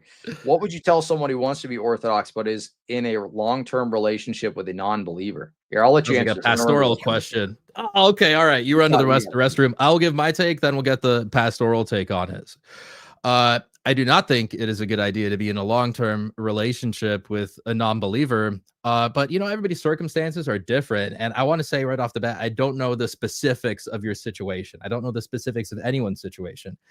It's a lot of the times the case you are in a relationship and then you convert later. So, what are you going to do at that point? Well, we see in Peter's epistles that he talks about winning over wives, winning over their husbands with their character, with their works, showing in their heart that they have been transformed by Christ. And I don't think that goes one way, just between wives and husbands. I think it also goes from husbands to wives or boyfriends to girlfriends. But you know, if you're in a long-term relationship, you're boyfriend, girlfriend, I think that you know, you're not in a marriage, something very serious. I think a little bit of distance would probably be a healthy thing in general. I'm very conservative when it comes to that sort of thing. Uh, of course, if you're inquiring into Orthodoxy, you're not an Orthodox Christian yet. If you decide to pursue Orthodoxy, I think at that point you would need to find a spiritual father, and you would need to tell your spiritual father the specifics of your relationship, like what exactly are the details here, and then your spiritual father will lead you to the proper course of action. Yeah, because this is a very personal, very specific question. So I think, Cleve, I was just saying that, you know, generally you're inquiring into Orthodoxy. You know, if you don't have a strong commitment with that person, I would say that it's important to, you know, get on the same page and have these conversations. But you know, if you're inquiring, you're not an Orthodox Christian. If you decide to go down that path to find a spiritual father, give them the details of the situation, because it's one thing if you're married and then one of you converts. That's one. There's no outs there. If you're boyfriend and girlfriend and one of you convert, you have a lot more options on the table there, a lot more conversations that you can have that you don't need to be as delicate with. Yeah, I think it depends. So are they an atheist? Are they Protestant? What are they? I mean, like there's a difference, right? I mean, if you're dating an atheist, first off, I'd say why? Why are you dating an atheist? Were you a Protestant before and you're dating an atheist? Don't be unequally yoked. But that being said, if you I mean, if she's like some kind of Protestant, if she is an atheist, I mean, that's going to be a more difficult conversation to have. But I think you basically, if it's somebody that you're dating and you're not married to this person, if you're married, you got to go rewind the video and see the advice I gave to the other person. Yeah, which is basically get to know somebody at the church, introduce them to this, you know, to your wife, and then you know, so on and so forth. That's the better way to go. If it's a non-believer, if they're an atheist, dude, that's completely different. You're gonna have to. I think it's still probably the same thing. The goal is to get them in church. So if they're dating you, if it's just dating, Alex is correct. You have a lot more options. You can basically, I mean, obviously be soft at the beginning and things like that, but you want to invite them to church. If they are like staunchly and it's not going anywhere for like a long period of time, you might want to consider moving on. If you're just dating somebody. But if it is, I would say the game plan. Let's strategize here, okay? Invite her to Divine Liturgy or Vespers. Okay. See if you can get her to go at least, if she's hesitant, at least every other week, right? Set up some kind of thing like that. Go like every other week. Just get her to attend the Divine Liturgy, pray. Prayer does actually work. Send her quotes from the lives of the saints. Women love quotes. I don't know why. They love that stuff. They love the inspirational quotes. Send her St. Paisios quotes. Okay. Start to inundate her subconsciously with things of the lives of the saints and with end of the church. And obviously, you need to be acting as a Orthodox Christian yourself, and being godly and patient and loving, and you know, the best, I guess, boyfriend in this situation. You'd be boyfriend. What you want to avoid is, the reason I say the subconscious thing is because with women, it's difficult to just be direct and be like, hey, you're wrong. This is why you're wrong. No woman likes to be told they're wrong, dude. It's not going to go well for you. You have to allow them to be guided to the conclusion through roundabout ways. Like, this is like if you're like dating somebody, if you're like wanting to ask somebody out, right? Do you ever just walk up to somebody and say, hey, do you want to be my girlfriend? Like, when does that ever work? Do you want to be my girlfriend? You know, do you want to get married? We can get married and have ortho babies. We'll get ortho married, have ortho babies, and go on an ortho date. They love to hear that first thing. That's a joke. Do not try that first thing. Yeah, exactly. Yeah, what you say on the first date is you talk about Chalcedon and all this, whatever. No, they don't. I mean, so yeah, the round. I think you have to treat it like you're courting them, but you're courting them for like the same methodology, I guess. It needs to be a little more roundabout. So it's not you just presenting something and saying you have to accept this. It's look at all these beautiful things, and then they come to the conclusion that they want to be Orthodox. I mean, you know what I mean? That's kind of how it Yeah. has to be. That's But on the theme of, yeah, go ahead. Sorry. I was going to say, but if you're not married to this person, right, then obviously at some point, if it's not going to happen, you might want to consider moving on.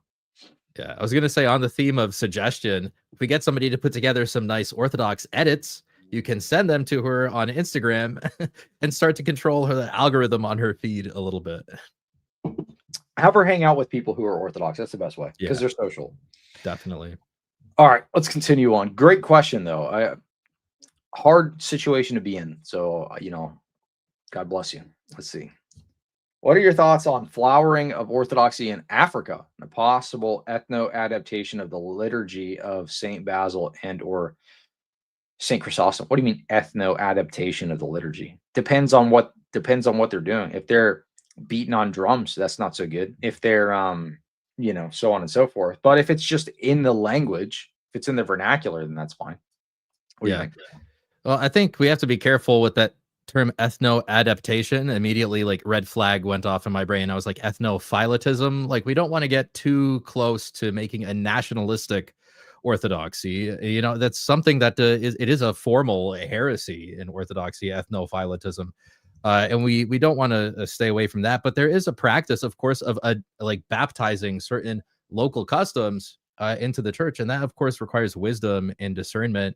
So, of course, that goes back to praying for our leaders in the church throughout the entire Orthodox Church. But the flowering of Orthodoxy in Africa, that's a beautiful, amazing thing. I hope it continues. Of course, there's going to be challenges they have to go through. Absolutely, there will be ethnic challenges. But I think with the discernment of the leaders that we have over there, hopefully, and we know that the church will prevail. We know that the church will work out in Africa. And even if there's adversity, like you saw in China, Orthodoxy is spreading. Glory to God. There will be adversity along the way, but nothing can stop it.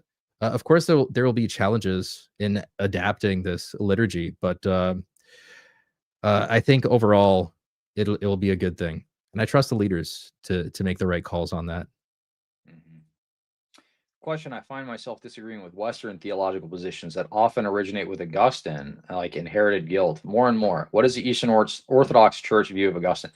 Yeah, the whole Latinizer debate in Orthodoxy, just block every Latinizer and move on. Go ahead. Read this book, The Place of the Blessed Augustine in the Orthodox Church, by Father Seraphim Rose.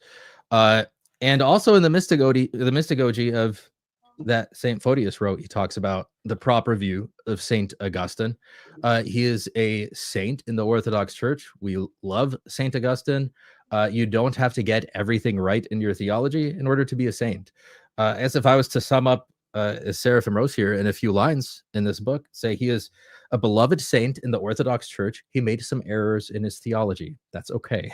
You're allowed to make mistakes and still be canonized as a saint. You can't make really, really big mistakes. But one of the points that St. Photius makes is, okay, you people in the West, you appeal to St. Augustine for the teaching of the Filioque. He never taught this as dogmatic to anybody. He never said that you have to believe this or else you're going to be kicked out of the church. These were more of like his thoughts that he was putting down to paper. So yes, we love St. Augustine. He's great. In terms of theology, we have other saints that have the title of theologian in the Orthodox Church. Inquirer: honor given to type passage to prototype that makes sense for veneration, but how does that become praying through? We don't speak to pictures thinking that person hears us normally. Yeah, it's the same thing that we mentioned earlier with like David and the ephod. It's a tool. Of course, it's you hear the analogy sometimes of this is a window into heaven. It's a portal into heaven. I mean, we're not in the Witcher universe here, you know. We are we don't have like portals that witches are making, but it's there is a connection between the symbols that we have in this world in the sense that they're shadows, especially within the Christian Orthodox liturgy, that they are shadows of what we see in the spiritual realm. You see this throughout the book of Revelation. You see this throughout the epistle to the Hebrews. That they're the physical realm is in a sense a mirror of what you see in the spiritual realm. So I guess that would be the way to look at like the icons. Like, of course, it's from it's the type to prototype theology that is also integral to the theology of the Trinity. But yeah, we don't speak to pictures thinking the person hears us normally. Yeah, because well, are they glorified in heaven? That would be a viable option if you have a picture of someone that you think is glorified in heaven. There's a good line, and I don't condone everything by Timothy Aware, but his introductory text here I think is pretty instructive. Yeah, I don't know. Here, I think I have the quote. This is why you have tabs in your books, guys, so you can find quotes instantaneously. He says here, in private, an Orthodox Christian is free to ask for the prayers of any member of the church, whether canonized or not. It would be perfectly normal for an Orthodox child, if orphaned, to end his evening prayers by asking for the intercessions not only of the Mother of God and the saints, but of his own mother and father. In its public worship, however, the church asks the prayers only of those whom it has officially proclaimed as saints. And then he goes to talk about like some very narrow exceptions to that rule. But I don't think it's totally accurate, that last sentence there. We don't speak to pictures thinking the person hears us normally. If the person is glorified in heaven as a saint and is in unity with Christ and is before the throne of God on the divine council, of course, they're imbued with the energies of God. Of course, if your parents are in the church and they're passed away, of course, privately, yes, you can pray for them and they will hear you. I would push back on that second part. We don't speak to pictures thinking the person hears us normally. I'd say no, actually, we normally do. Like if you see anybody at a grave, they're typically like trying to talk to their loved one. They're not even thinking about it. I mean, even people who don't believe, like Orthodox, like even Protestants do this. They don't realize they're doing it, but they do it. It's like, Dad, I miss you. I hope you're doing okay. Say hi to Timmy. But what do you think? What do you think is going on there? So we don't typically do this. Yeah, you absolutely do. You have a picture of your grandmother that passes away or something up there. If you actually loved her, right? Maybe you hated your grandma and you don't do this, but if you loved your grandma, it's like, hey, grandma, let's go. I love you. Absolutely, we do. Yeah. So that's natural. That was something that took me aback when I was a Protestant pastor. A friend of mine who was a convert that converted from Roman Catholicism was like, it's like, so wait, like at the graves, like we don't they don't hear us. And I was like, wait a minute, like, I was like, what do you mean? I was like, wait a minute, reframe your question in another way. All right, question wouldn't unneeded. I don't know what you're saying. Ask it again. Sacraments. Yeah. Sorry. What? Wouldn't the Orthodox view on Ben being handsome come down to his conversion from monothelitism to the true Orthodox view? What are you talking about? Take your medication, buddy. All right, let's see. What does the Orthodox Church say about the Sacred Heart of Jesus Mary devotions? Are they satanic? They're Nestorian. They are Nestorian at the very least. Maybe they're satanic, but Pomazansky talks about this. He has a specific chapter and section on this in his dogmatic theology. You cannot create two subjects in Christ. And when you create a cult of the Sacred Heart of Jesus and you pray to the Sacred Heart of Jesus, you're creating two subjects in Christ. And it's the exact same thing with the Sacred Heart of Mary, that cult as well. So we pray to Mary as an intercessor, as the highest ranking member of the divine council, as the Queen Mother of Christ, the king of the Davidic line. That's why we give her hyperdulia, and all the rest of the saints receive dulia. But yeah, we cannot create two subjects in Christ. We cannot create two subjects in Mary. So that is, I believe, a major error based on Pomazansky. Hold on. There's a guy in the chat. Yeah, send a super chat like this. Yeah, absolutely. Thanks for the super chat, by the way. There's a guy in the chat that was present at the last one of the last live streams I did with Father Stephen DeYoung, who asked a question about divorce. If you want to get to you're about 20 down in the list. We're going subsequent.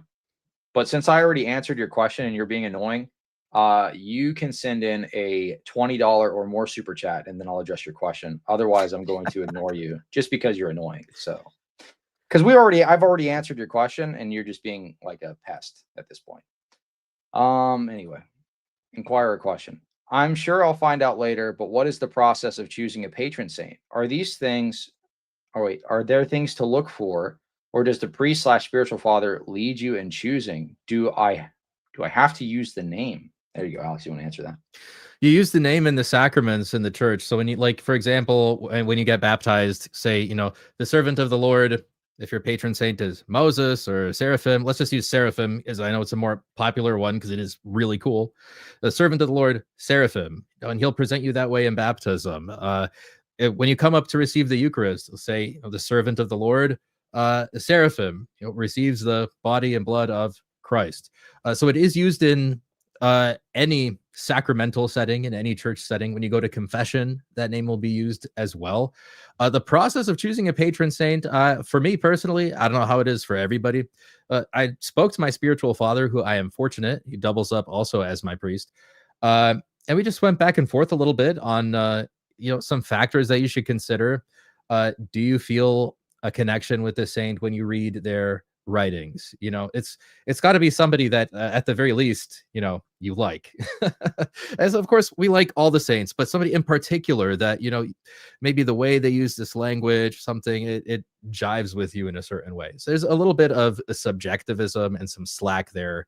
Yeah, this is something you discuss with your spiritual father. I chose my own patron saint. And then I talked to my spiritual father about it. I said, what do you think about Saint Alexander of Alexandria? He said, that's a wonderful choice. So there you go. What if he said no? I don't like that thing. Then Seraphim. That one. Pick somebody else. Right to Seraphim after that. Yeah, that's funny. Question: does the Nicene Creed make Protestant ecclesiology heretical? I get, every time I see the term heretical, I just get red flags, because heretical has a very specific meaning. This is like willing obstinacy, right? If somebody, the grandma from Alabama who like thinks Filioque is the pool boy or the lawn boy over there working on like cutting the grass, then of course not. She's not a heretic. It's not like some sort of willing obstinacy. I think the position itself would be a heretical position, but when it comes to accusing specific individuals, I don't think we can go that far until we have a willing obstinacy and an authority that's actually allowed to say that that individual is heretical. But the position itself, I believe it is a heretical position. Mm-hmm. Dub is still going in the comments. If you want to ask me your question, send in $20. I'll answer you. Otherwise, I'm just going to ban you from the chat because you're being annoying. Also, on that, Father Michael Lilly had an excellent Twitter post that I bookmarked on that marriage thing. Yep. We already answered this guy's question like multiple times. So it's such a silly objection. I don't understand why it keeps coming up. Yeah. All right. When you're submitting to when are you submitting to my basement church? One church, institution, one building, one floor. It has apostolic succession because my hair is receding, just like the apostolic fathers. Whoa! Sorry, dude, but it's not Christ Church, dude. Sorry. Yeah, I think apostolic succession is one of the most overlooked arguments that we have in Orthodoxy. In my opinion, it's very obvious when you read the epistles to St. Timothy that there is a special gift of the Holy Spirit that is passed down. And you see in Romans 10, St. Paul says, how will anybody preach if they are not sent? You have to be sent by somebody. It's such a central part to the clergy. And even ecclesiology to the church. You can't just go start your own church. It's a very simple proposition. It's in the Bible. Inquirer, what are some of the best refutations to invisible church ecclesiology from Scripture? Good question. Here, I'm going to share something on the screen. So I knew this one was coming up because I can read. So I pulled this up. This is this is right in the Scripture. 1 Corinthians 11:19. There must also be factions among you, so that those who are approved may be recognized among you. This shows there is one church. So this is also translated in other translations as schisms among you. So the schisms show that there is actually one true church. God doesn't use words frivolously. Like, don't do the like RyanNeedGod.net style apologetics where he will hand wave a million verses just to like point to one and say, well, this one verse means I don't have to listen to the other verses. That's not how you read the Scripture. Okay. Everything is in alignment with one another. So if Scripture is saying something, figure out what it's saying there. There must also be factions among you, so that those who are approved may be recognized among you. Is it talking about the one true church is going to disagree on everything and it's going to be chaos and all this other stuff? No, wait, this has to be copacetic with the other verses that say that the church is the grounded pillar of truth, right? So how can I interpret this through a Protestant lens? You can't. You literally can't. There must be factions among you. And this is also translated as schisms among you. This is also, in some translations, divisions, differences, divisions, so on and so forth. So the fact that there are people who have split off from the church points to there is one true church. Also, just the simple line of reasoning of, did Christ found one church or multiple? Right. Now, some people that have very poor reading comprehension, Lord have mercy, will say, like in Revelation, it says, to the churches. Well, yeah, individual like parishes, right? Not that they're not all in communion with one another. Okay. Yeah, churches doesn't mean like various independent bodies that have completely different theology. That's not, you're coping at this point. Alex, you have something you want to chime in on with that? I mean, when it comes to the invisible church kind of thing, I think that's a natural consequence of this divine decree salvation that a lot in the Reformed camp have. Like, this is something I also critiqued Gavin Ortland on. I made a whole video responding to his invisible church theology. And of course, you can't say that, if you're a Calvinist and you believe in salvation by decree, that when somebody's getting baptized, you technically can't say for sure, this person is being saved right now when I'm looking at them, because you don't know if they're decreed from the beginning of time. As an Orthodox Christian, or from before time, in fact, as an Orthodox Christian, I can look at somebody being baptized and saying, this person is being saved. This is a wonderful thing. And you see the same kind of language in the Scriptures, in Acts and in Galatians, and I believe also in Romans, I think it's chapter 7, where St. Paul is talking about baptism, where he says, as many of you as have been baptized have been added to the church. That's in Acts chapter 2. It says 3,000 of them were baptized, 3,000 of them were added to the church. The church is not invisible. You just, like I said earlier, go through the New Testament, read all the verses that have anything to say about the church, and you'll see the Orthodox position laid out for you right there. You won't see these Enlightenment intellectual ideas of some invisible church coming in later on as a consequence of salvation by decree. Here's a good question. Have you discovered if the Orthodox Bible gives more insight into anything in particular than the typical Protestant Bible? I haven't read the Septuagint. Yes. You talk about the Apocrypha? Absolutely. I mean, it talks about prayers for the dead, right? It talks about literally praying to angels. It talks about all of these things. I mean, it says that basically women should be quiet. I mean, it does. I was reading through Sirach, and I was like, as a Protestant, and my wife was next to me. I like read through all of the Deuterocanon in one day. I'm just gonna, whatever. Just slam it. Yeah. I just blast through it. That's the way I do it. Yeah. When I read books, I read them in like a day or two. I'll take a bunch of notes, and then I'll go back and reference. Like the Catechism book, my priest assigned me to read is like, okay, I'm just one day. It's like 300 pages, dude. No Right. sweat. Just done. Yeah. But I think it also depends on the book, because like 300 pages of Stanaloy is not the same as 300 pages of, no offense to Stephen DeYoung, he's an excellent writer, which is why I think it's very easy to read his works.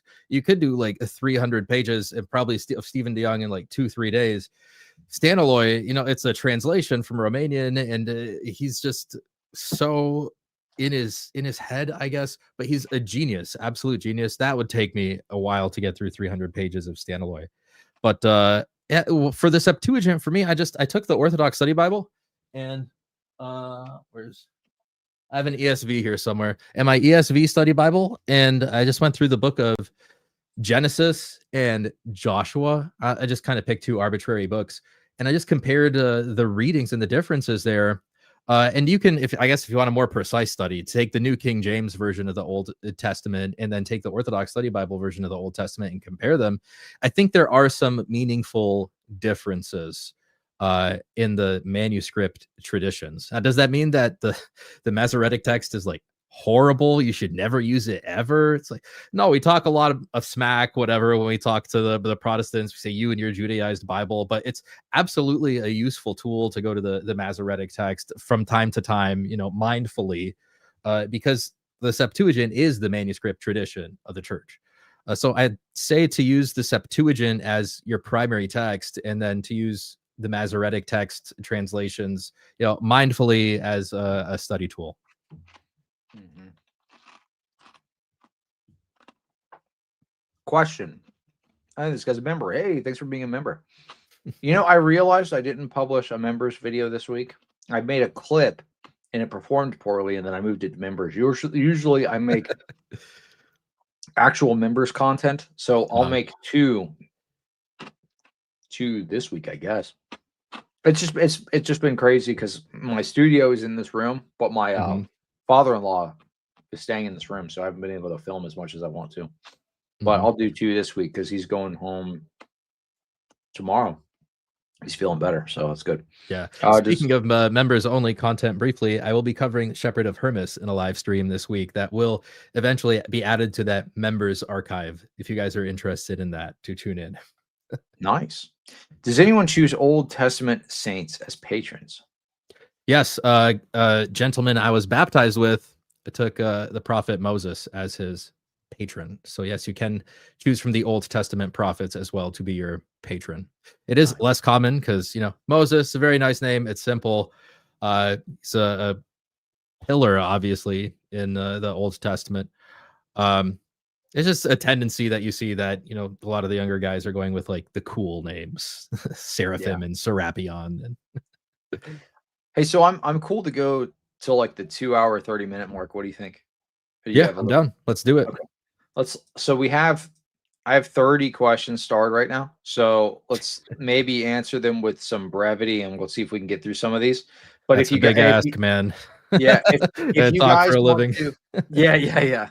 If you guys want to skip in line though, send a super chat. We'll get to those first. But I'm gonna start trying to blast through these so we can get to as many of your questions as possible. Question: is it ideal to pursue Byzantium by active political means while maintaining Orthodox morality? What do you mean, like bringing back the Byzantine Empire? I think it's kind of a LARP. Any thoughts on that? I agree. What's dead is dead. He can only create new things. Byzantium, sadly, I'm not happy about it, but it's gone. We can create something new here. And yeah, America is America. We can make it Orthodox. We don't have to make it Byzantium. Yeah, I agree.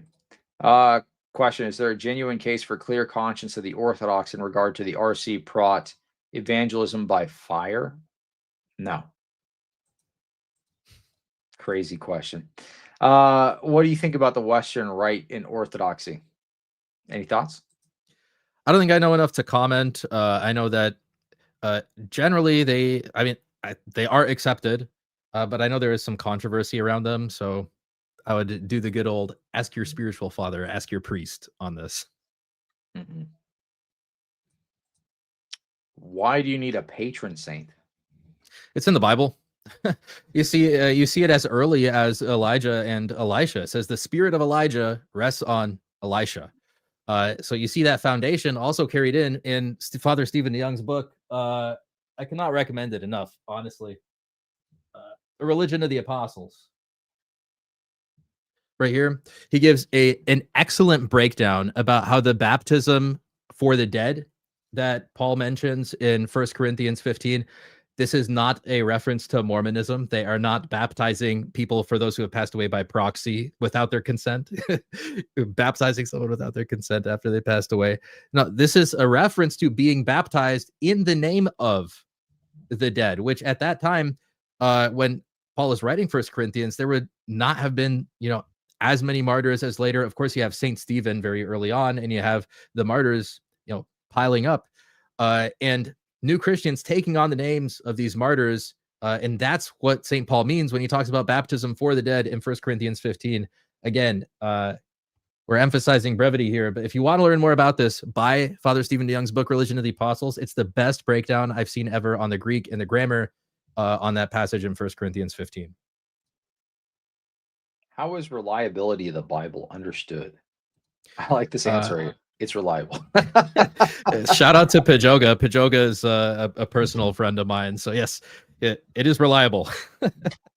Yeah, I mean, you want to kind of flesh that out just a little bit, maybe? Yeah, in the Orthodox Church, we have a conservative view. We believe that in the originals, in the autographa, if you want to be fancy about it, the Bible is infallible and inerrant. We believe that, of course, there are some copyist errors that sneak in now and then. It does not destroy the reliability of the text. We still believe it is infallible. In spite of, did Solomon have 4,000 horses or 40,000 horses? Or was it 40,000 horses and 4,000 stables for horses? Like these copyist errors don't affect the essence of the text. And that's why we have the church. That's the pillar and ground of truth to mediate these things. So yes, the Bible is reliable. It is the most highly authoritative document in the Orthodox Church. You have the Bible, you have the Creed, you have the dogmas of the ecumenical councils. It is, in the Orthodox view, very highly reliable. This is a great Q&A. Thank you both. Hey, thank you so much. Thank you. Thank you for the $1 super chat. If you had a question, add that at the end, and I'll. I don't know if sometimes people will send in stuff and they forget to add a question or something. Right. You answered plenty of my questions already. No question here, but thanks. God bless you both. Hey, thank you so much. God bless. Yeah, dude, if you have a question, send it in with a Q in front. We'll get to it. Let's see. All right, let's keep going. Here you go. What are the main criteria for determining whether a council is an ecumenical council? Why are some authoritative councils, such as the Council of Jerusalem, not considered ecumenical?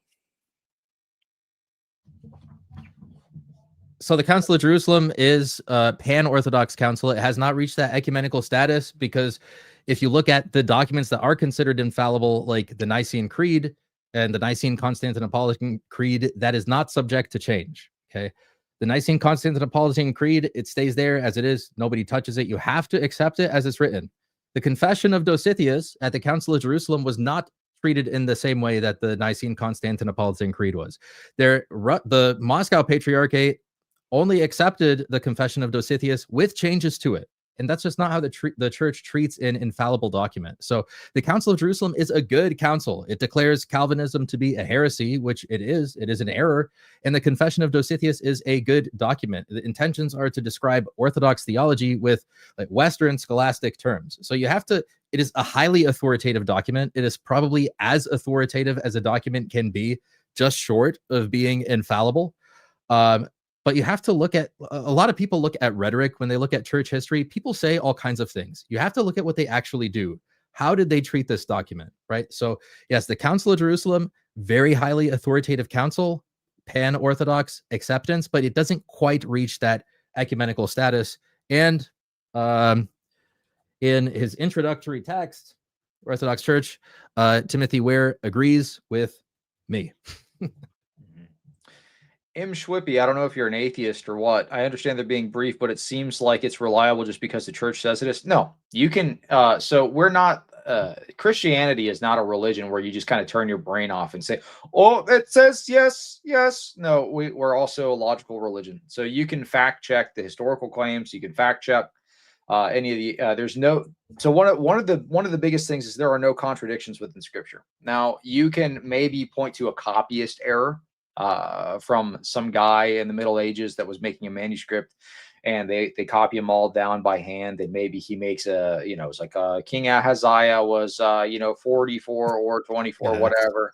You know what I'm famous saying? one. That's like the common one. Like you can see things like that. That's a manuscript, but that error wouldn't have been in the autograph, right? Would not have been in the original. So, that's actually evident because you could look at all the other manuscripts. There are plenty of channels that go through, and they go through all of the most of the atheist objections are so low tier and are not thought out very well at all. But you can look through some of the kind of mere Christianity apologetics channels that debate atheists.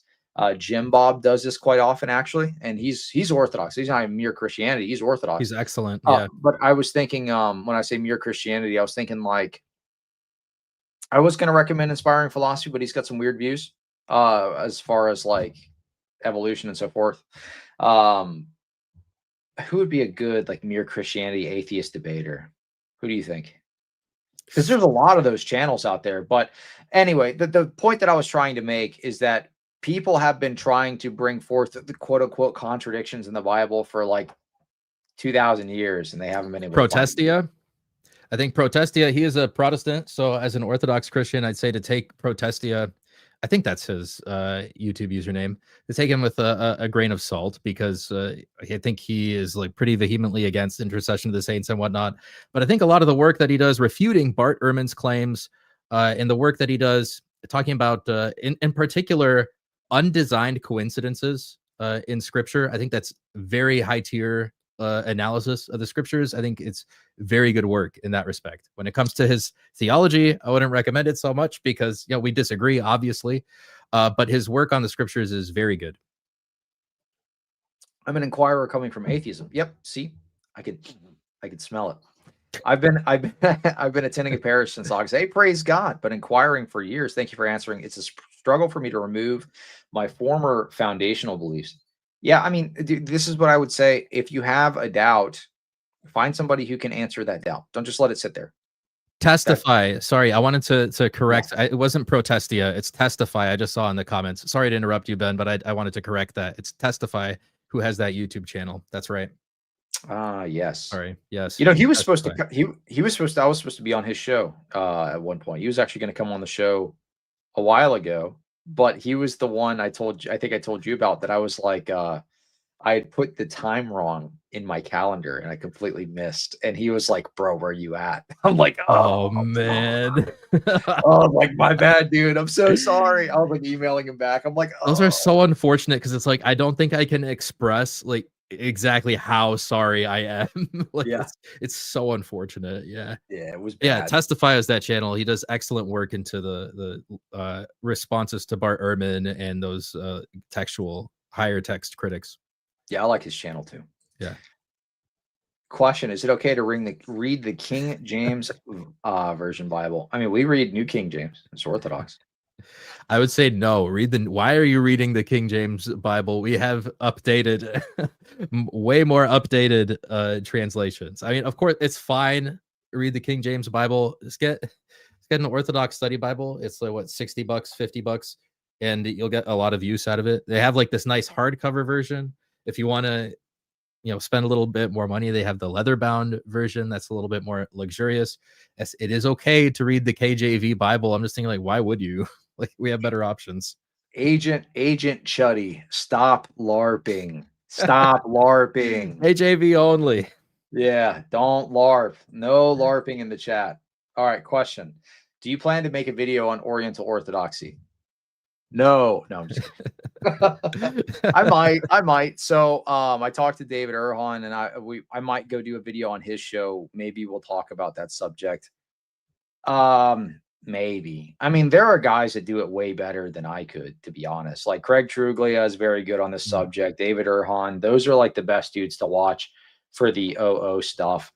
I just don't care enough about their arguments to be super invested in like going and getting involved. Plus, the other thing is the Oriental Orthodox debaters are like Muslims in the way that they interact with the debate scene. They will mass report your streams. Like, I would have to be very like, I'll debunk their argument here, but I'm not getting involved in like the debate scene with them because they will literally like dox you, mass report your stream, start calling you like racist, all sorts of other stuff. Like they'll like make it like every single Oriental Orthodox like X account that's involved in like debates and stuff is like just a massive smear campaign against anybody who's not like the most flaccid, passive Eastern Orthodox person you can imagine. They'll all get a pass because that's the way they want you to behave, like a woman.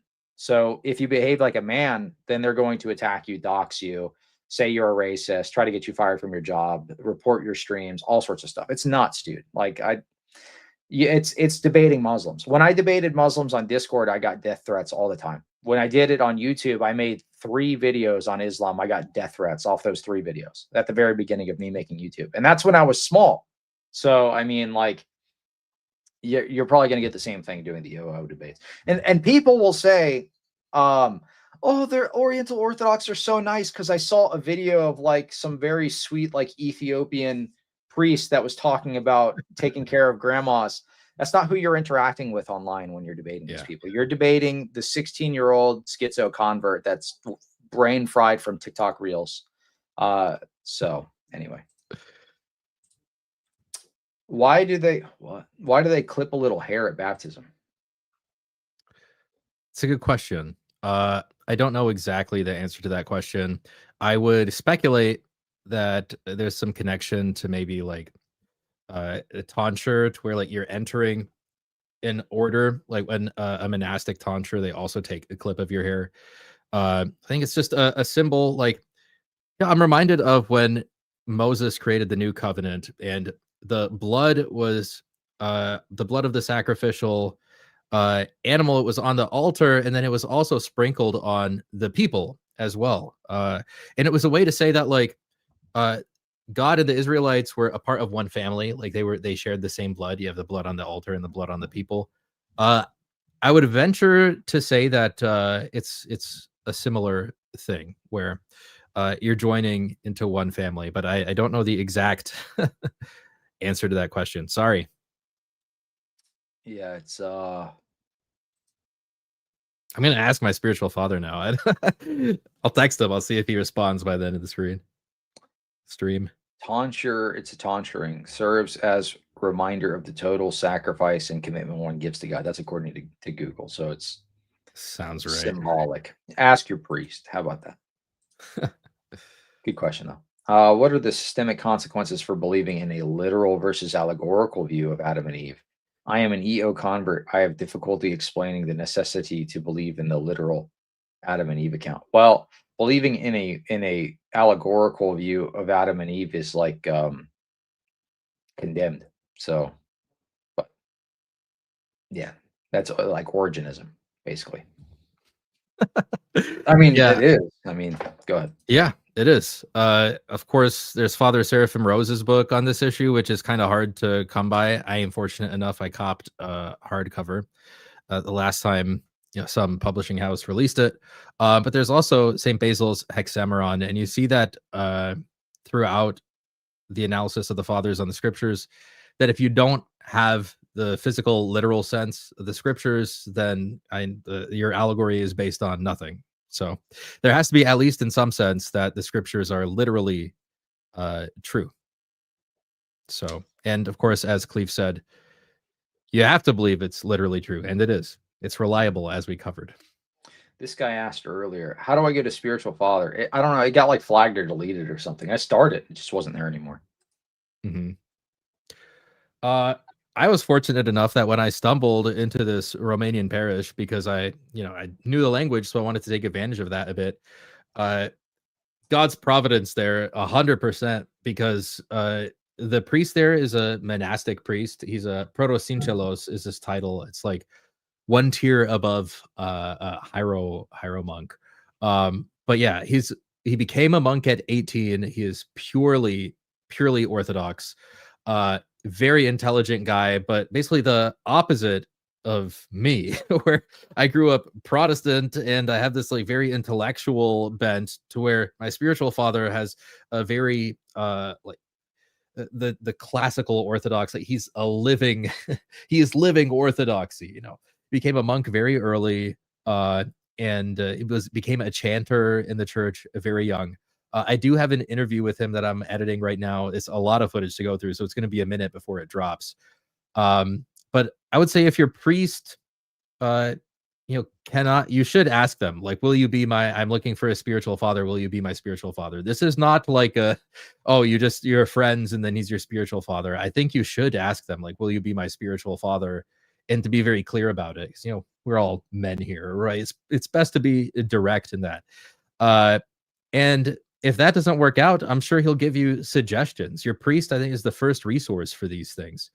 And there are many monasteries usually around. I'm in Michigan. There are like 3 monasteries within an hour of me. On the Ontario side in Canada, there's like 4 or 5 monasteries around Toronto. Like, you will find them. I'm sure there are some places where, you're in the middle of nowhere, and it's harder to find one of these. But yeah, your priest is the first person you go to find a spiritual father, and be direct. August asks, thank you for the $20 super chat. Alex, if you guys have time, please destroy this short video. It will be funny. It's called Can the Reformation Still Change Your Life Today by that missionary vlogger. He is a Protestant in Romania poaching Orthodox souls. Dude, that would be a fun live stream to do. Like, I like doing the reaction things. So, all right, tell you guys in the chat. I'm going to ask you guys in the chat. Tell me what you think about this, because I did this a little bit in my last solo live stream, because I haven't been doing solo live streams since that was my first one. I think my first solo one. I might have had like one before where I was just responding to some claims people had made or something, but typically I do them with a guest now. What I would like to do is do more reaction live streams, but I know that makes people mad. So like, people get mad when I like just having fun and not like, being super serial answer, like having people answer the Q&A questions. But this is what I'm thinking. What if I start doing those in addition to my I'm not going to replace any of my live stream schedule stuff. This will just be in addition to. I go live. Alex, if you want to join me, we can do this too. And I just do like reaction streams occasionally. But then immediately after that, it'll be like a little treat for the members. I'll market members after it's done. The Q&A stuff I'll leave up forever. What do you think about that? Because I noticed after I did my last response, like, it wasn't a response thing, it was like reacting to like Jim Bob, crazy mega church, whatever, people got mad and they were like spamming my comments like, I knew you were going to be like wicked and evil and all this stuff. I'm like, dude, I'm just like laughing at insane charismatic pastors. But I get that. So I'm thinking maybe if I do a stream where I'm laughing and having fun, doing the reaction stuff, maybe I just market members right after, because I do want to be responsible with the platform and stuff like that. So obviously the main goal of this is to provide a resource for people who are inquiring, and then they can go back and watch the Q&As. I don't ever want to mark those members, because it's like, I want this to be out there. This is a resource for y'all. But doing reaction videos to stuff like this, I don't know. That might be like, because it's just a funny thing, That's a $20 super chat. I will take that. I will do that for Auguste Chiora, or however you pronounce that. I will gladly respond, especially if they are deluding my fellow kinsmen in the homeland to leave Holy Orthodoxy for Protestantism. I will gladly take that on. I wrote it down here. I will do a short response. Yeah.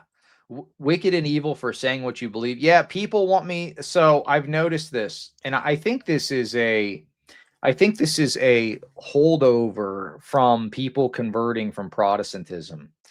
Christianity is not a religion where it's like the core tenet is to behave like a woman. And I feel like a lot of people, especially the older generation, and this was something I knew even when I was a Protestant coming into the Orthodox sphere. This is present in any church. Anybody that is a boomer that is in these churches, no matter what church it is, Roman Catholic, Protestant, Orthodox. There are boomers in the Orthodox church. Of course there are. And their belief was like based off of the hippie movement. Basically, you got to act like an effeminate woman, and that's the only way that you can basically actually be virtuous. It's a piety signaling. Anybody who has a harsh take on anything is like not Christian. That's the kind of like boomer movement nonsense. So of course, if I mention something that is contentious, or I mention something that another group may be offended by because I'm saying they have a false belief, you'll have the boomer piety signalers come out and say like, oh, this isn't actually orthodox. You said the bad thing. No, dude, read the church fathers. Like, they were calling them like, you wicked dog, I have a running list in my head of church fathers that were like the best at smack talk, and it's just incredible. Like, of course, you have Saint Jerome, his letters about Helvidius and Vigilantius, excellent smack talk there. Where like the first page, he's just talking smack, especially about Vigilantius. I think he really piles it on thick there. Saint Cyprian of Carthage talks a lot of smack about Pope Stephen, which is a great argument for the Orthodox against the papal jurisdiction. But I think you made a great point there, Cleve, about the influence of the hippie movement on that generation in general. That's something that Father Seraphim Rose in his famous book Orthodoxy and the Religion of the Future, he brings up there too, that it was very influential on that generation and brought in a lot of Hindu ideas. And of course, like you mentioned, feminism, not just for women, feminism adopted by men as well. Yeah.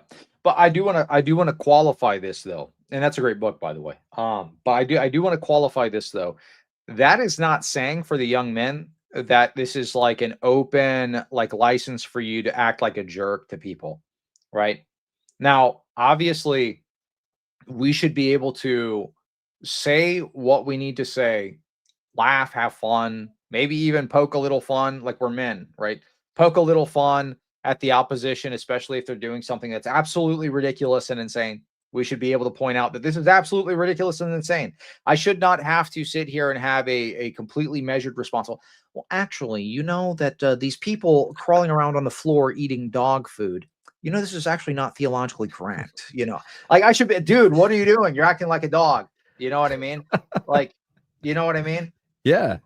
But anyway, so I just want to say this isn't like an open license for young men to go and act like jerks, because realize that, while like light teasing, light mocking, right, do kind of have their place in rhetoric, do have their place, especially in rhetoric, that's one of the tools of rhetoric, right? Mm-hmm. That doesn't mean that you should go around and just act like a jerk to people. But piety signaling, dude, it really gets under my skin. It's the worst. I like if somebody comes in my chat and starts piety signaling, like in my comments, I ban them very quickly. It's like, it drives me nuts. Thoughts on anti-Nicene Christianity group? There's a group on YouTube advocating for face covering and a couple other. Well, they sound insane. I don't know. I have no idea. I've never heard of them in my life. Are you aware that the Seventh Ecumenical Council calls the Pope the vicar of Peter and Paul, which is now an impermissible thing to say in Roman Catholic Church regarding temporal power? Yeah. I just called my brother an idiot. Thanks for the inspiration. You're welcome. That's the thing. I guess to add on to that is like, at the end of the day, you do want to keep in mind that we want these people to come to our position. And if you are like ruthlessly mean to them, they will never come to our position just because of the witness that you provided. And like, of course, yes, Jerome was a great smack talker. Saint Athanasius called the Arians like effeminate, and he called them Ariomaniacs. Okay, you are not Jerome and you are not Athanasius. You are living in the 21st century. You're living with your parents. You are not these great church fathers. I mean, hopefully we will someday. And then, I made this comparison on stream one day, or I get this comment sometimes that's like, oh, you remind me of like a Jay, but like you're much nicer. And it's like, Jay is, first of all, way more well-read than I am on these topics. And also, he's been doing this for like, 20 years? I think he has earned the privilege to be a bit curmudgeon-y at times. Like, I'm just starting out, like it takes time and discernment. And yes, of course, we want to win over these people and all these corrections. Of course, there will be jesting, but we want to do this in love. Yeah, absolutely. Have any of you read from any of the neo-Calvinists, Babnick, Cooper? Dewey Word. I've been going through some Babink recently. I don't know, is Babnick, Babink? I don't know how to pronounce it. But here's an important theological point. I know we're trying to be brief here and go through these questions, but this is an important one, I think. We mentioned apostolic succession earlier and how the Bible is like very clear that there is a gift of the Holy Spirit passed from St. Paul to St. Timothy. Here's what at page 621 in this abridged edition of Bavinck's Systematic Theology, he says, the final step of ordination involving the laying on of hands is not a sacrament and does not bestow, but presupposes the charismata required for office. He teaches that you don't pass anything on in ordination, which is consistent with his view. The problem is it's consistently wrong. And on its face, this is one of the most, I think, obvious conflicts between Reformed theology of ordination and the plain reading of the text in Scripture. This is a good point. There was a good priest who made the point. He said, yeah, the saints did say things harshly, but they did it out of love, whereas most of us do it out of annoyance. Yeah, I think it's a good point. I think that is a good point. And when I laugh at the Pentecostal crazy charismatic things, I do it out of love because I don't want you to be like that. I also find it funny. Yeah, and like I love Pentecostals. I grew up Pentecostals. They're great, but I got to also qualify that like the Pentecostals today are not the same as the Pentecostals 20 years ago. They have invited in way more excesses in your run-of-the-mill Pentecostal church, and I love them. A lot of my friends are Pentecostal still, and I pray that they come to the fullness of the truth. I'm still gonna think it's funny when someone barks like a dog. That's it doesn't matter. Can you explain the filioque differences between Catholics and Orthodox? Why does Orthodox view it as necessary, the right one? Let me handle this in a quick 15 seconds here. No, I mean, first of all, it's an overreach of power. If you just go through St. Photius's mystagogy, I think it's very clear that there was an error there.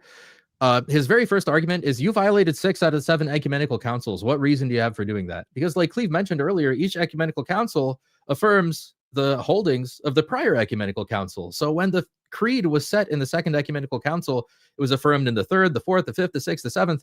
So when they changed it, they didn't just violate the second, they violated 6 out of 7. And to this day, I don't think that anybody has responded adequately to St. Photius on that one point. I think that argument is like very overlooked, the jurisdictional legal argument there. And then, of course, it's a subordinationist paradigm. And if you read, there's a version of St. Photius's mystagogy with an introduction by Joseph Farrell, who's an excellent Orthodox writer. And he lays out basically Neoplatonism according to Plotinus and the theology of the filioque as presented by Augustine. And later on, the Council of Florence, Ferrara Florence, that lays out the doctrine of the filioque. You can't really tell a difference between Plotinus's Neoplatonist scheme and the filioque. See, it's very obviously a philosophy influenced structure, whereas although the Cappadocian fathers used this Neoplatonic language, they used it to describe something different, not Platonism, but what you see in the Bible through divine revelation. So it is an important difference. Don't let anybody tell you it's a difference that doesn't matter. I know we're trying to go through these quick, but there's a book by Dumitru Staniloae called Theology in the Church. And that book by Dumitru Staniloae, Theology in the Church, he makes the argument that papism is more or less a result of the filioque because they subordinated the Holy Spirit in their theology, so they don't trust the Holy Spirit to keep a decentralized church together. So they need like one strong man, a pope, to lead their church because they subordinate the Holy Spirit in their theology. So it is an important difference. And you should read St. Photius's Mystagogy. And like I said earlier, St. Palamas's apodictic treatises on the Holy Spirit they tear that doctrine to shreds. All right, let me get to this guy's question because he's in the chat right now, and he was wanting to make sure we got to it before we finish up. I'm probably going to finish up in about 10 minutes. I've got 20 questions started here. There's no way we're getting through all of these. If you have a last-minute question you want answered, send in a super chat, and I'll grab that. But we'll do this one in a couple more, and we'll wrap up. Inquirer question. Hey, guys, love the show. What's the reasoning behind the Orthodox Church waiting to baptize people compared to how the apostles seem to be baptizing people basically straight away? I mean, yeah, you see that pretty quick baptism in the Bible, but you have to keep in mind that these were like cultural Jews, a lot were Hellenistic Jews. They had at least like a basic understanding of the scriptures. And if you read Father Stephen DeYoung's book on St. Paul, he talks about how like many Jews already had this structure of they were waiting for the Messiah. All they needed to do was like plug in this one little piece of like Jesus is the Messiah, and all you have to do is like shift your understanding very slightly, and like there you go, you have the Christian doctrine, all the fulfillment through the Messiah. You see later on this development of longer catechisms because you have like literal complete pagans coming into the church and not understanding, the background of the Torah. And you see this in the Acts 15 council too, where St. James says, the law of Moses is read in every synagogue, everywhere, in every city for like years or whatever. Like the Jews already understand this stuff. They just needed to plug in that little piece. So it's different immediate circumstances. Inquirer, when Father Peter here says to read the Bible with the fathers and the saints, how do you recommend doing that? And also, what if they have wrong theology? Ooh. Read the Orthodox Study Bible. They have the notes in there. I don't know what Father Peter here said specifically. I think he does excellent work, especially with Uncut Mountain Press. I think they're an excellent publisher. He's releasing a lot of really good translations of rare books. So make sure to keep an eye on that with Father Peter Years. But as a Protestant, I grew up with like a pretty good understanding of the Bible. I had read the Bible a few times already from cover to cover before looking into Orthodoxy. And, it was when I started reading the Fathers where everything kind of started being plugged into place. And I think Ben probably has a similar experience to that too. So like when I started reading St. John of Damascus, who's like the first church father who like systematized the patristic teachings, that kind of made all the pieces of the puzzle fit together. And also if you want not so, I guess, antiquated language or something not so technical, again, Father Stephen DeYoung's book, Religion of the Apostles, I think is great for that. A big doctrine for me to get over was the doctrine of the atonement. And Father Stephen DeYoung's section on that really helped me get over this penal substitutionary atonement model. Because contrary to popular belief, you don't see it anywhere in the Old Testament. The Old Testament sacrifices were expiatory. They were not meant to appease the wrath of some insatiable, destructive God. It was meant to purify the people of their sins. So yeah, that's I guess what I would say. Once you saturate your mind with the Fathers enough, the pieces of the Bible will fall into place. Yep, and don't follow Latinizers on X. Block them all. That's right. I have a friend that is Catholic. I work through Filioque and EED with him. What are some kill shot topics for the papacy? I don't try to convert often since not baptized. Do it anyway. He's a good friend. For the papacy, for me, I have these like jurisdictional issues. Like that's my hang up, right? But I know those are like very specific for people. I think bringing up a lot of like the practical problems like Vatican II and the general like very obvious diversion historically from the traditional teachings of the church.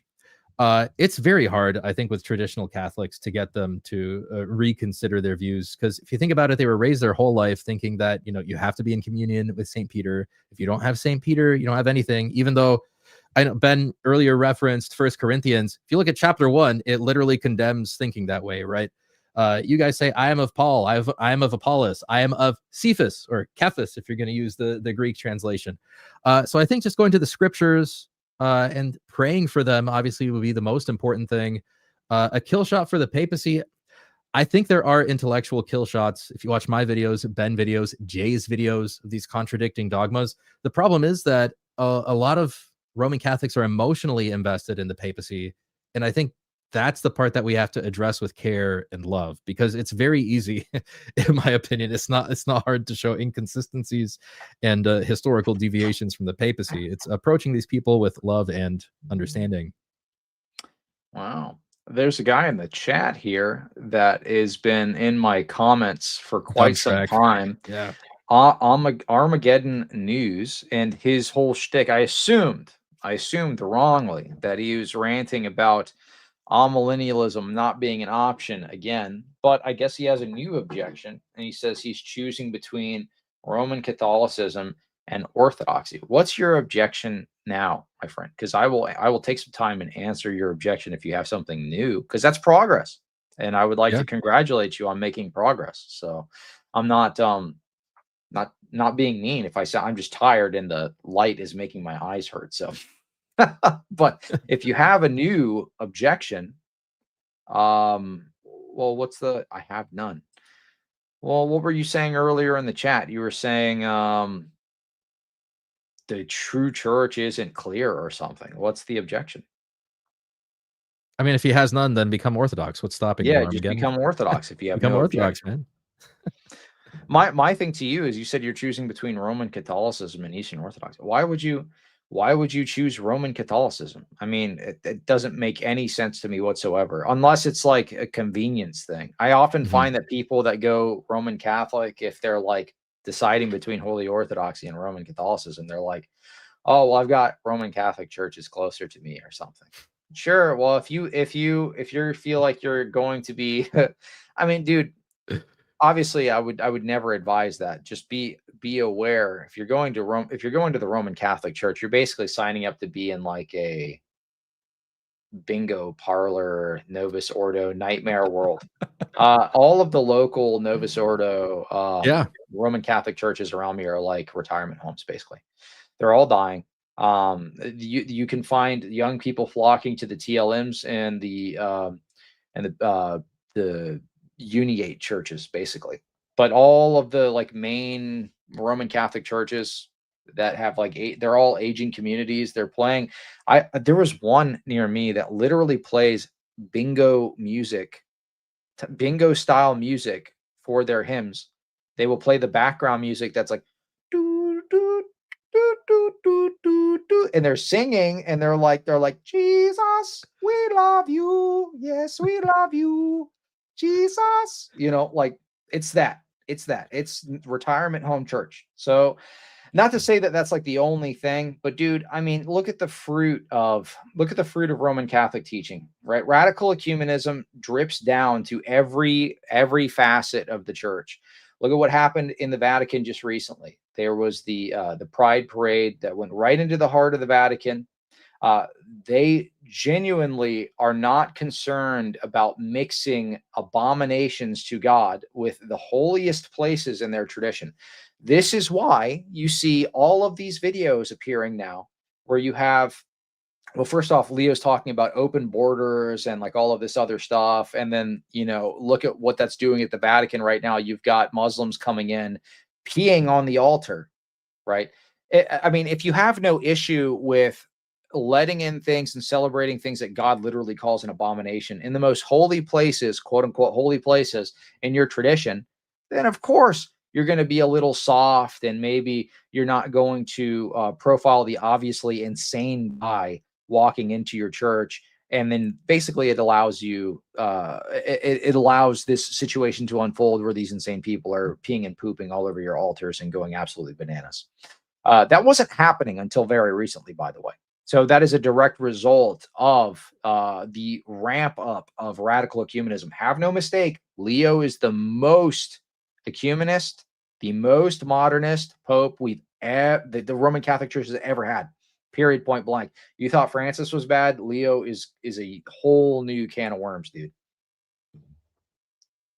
I also get that impression from Pope Leo. I mean, I guess we'll see, what legacy he leaves, but I think that's definitely the impression based on, his just off the cuff remarks and speech, is that he is rampantly, avidly ecumenist. Yeah. In the bad way, not in the good way. Dude, people are fleeing the Roman Catholic Church. I get DMs, I get emails from trad cats all the time that tell me, "Thank you so much for the channel. I'm becoming Orthodox. Like I'm going to become a catechumen, so on and so forth." I think people that are maybe, what do you call it, like terminally online, they don't really know how it's like in real life. So they'll see guys that are cool, like Christian Wagner. I think Christian Wagner's a cool guy. Timothy Gordon, I think he's a cool dude. You see all of these figures and you're like, oh, this has got to be like what the guys are actually like in our church. No, dude. Like if you follow those guys on Twitter, every other post is like, do not black pill. It's going to be okay. Just because Leo said furries can serve the Eucharist or something, it's like, it's not a big deal. You know, like just imagine and input whatever insane thing you can think of. That's what's going on in the Roman Catholic Church today. It's as bad, if not worse, than some of the mainline Protestant denominations at this point. It's completely off the rails. If it is genuinely an option for some of you people, I don't know how much more I can help you. I honestly just feel bad for people who are leaving their Protestant background and becoming Roman Catholic, because they'll be there for maybe 2 or 3 years. They'll either become an atheist or they're going to leave and become Orthodox. Save yourself some time, dude. Just become Orthodox. And I don't say that as like a polemical thing. I say that because it genuinely it hurts my heart to see people that are uprooting their entire life, becoming Roman Catholic, and then they've got drag queen story hour that they have to go have their kids listen to or something. You know what I mean?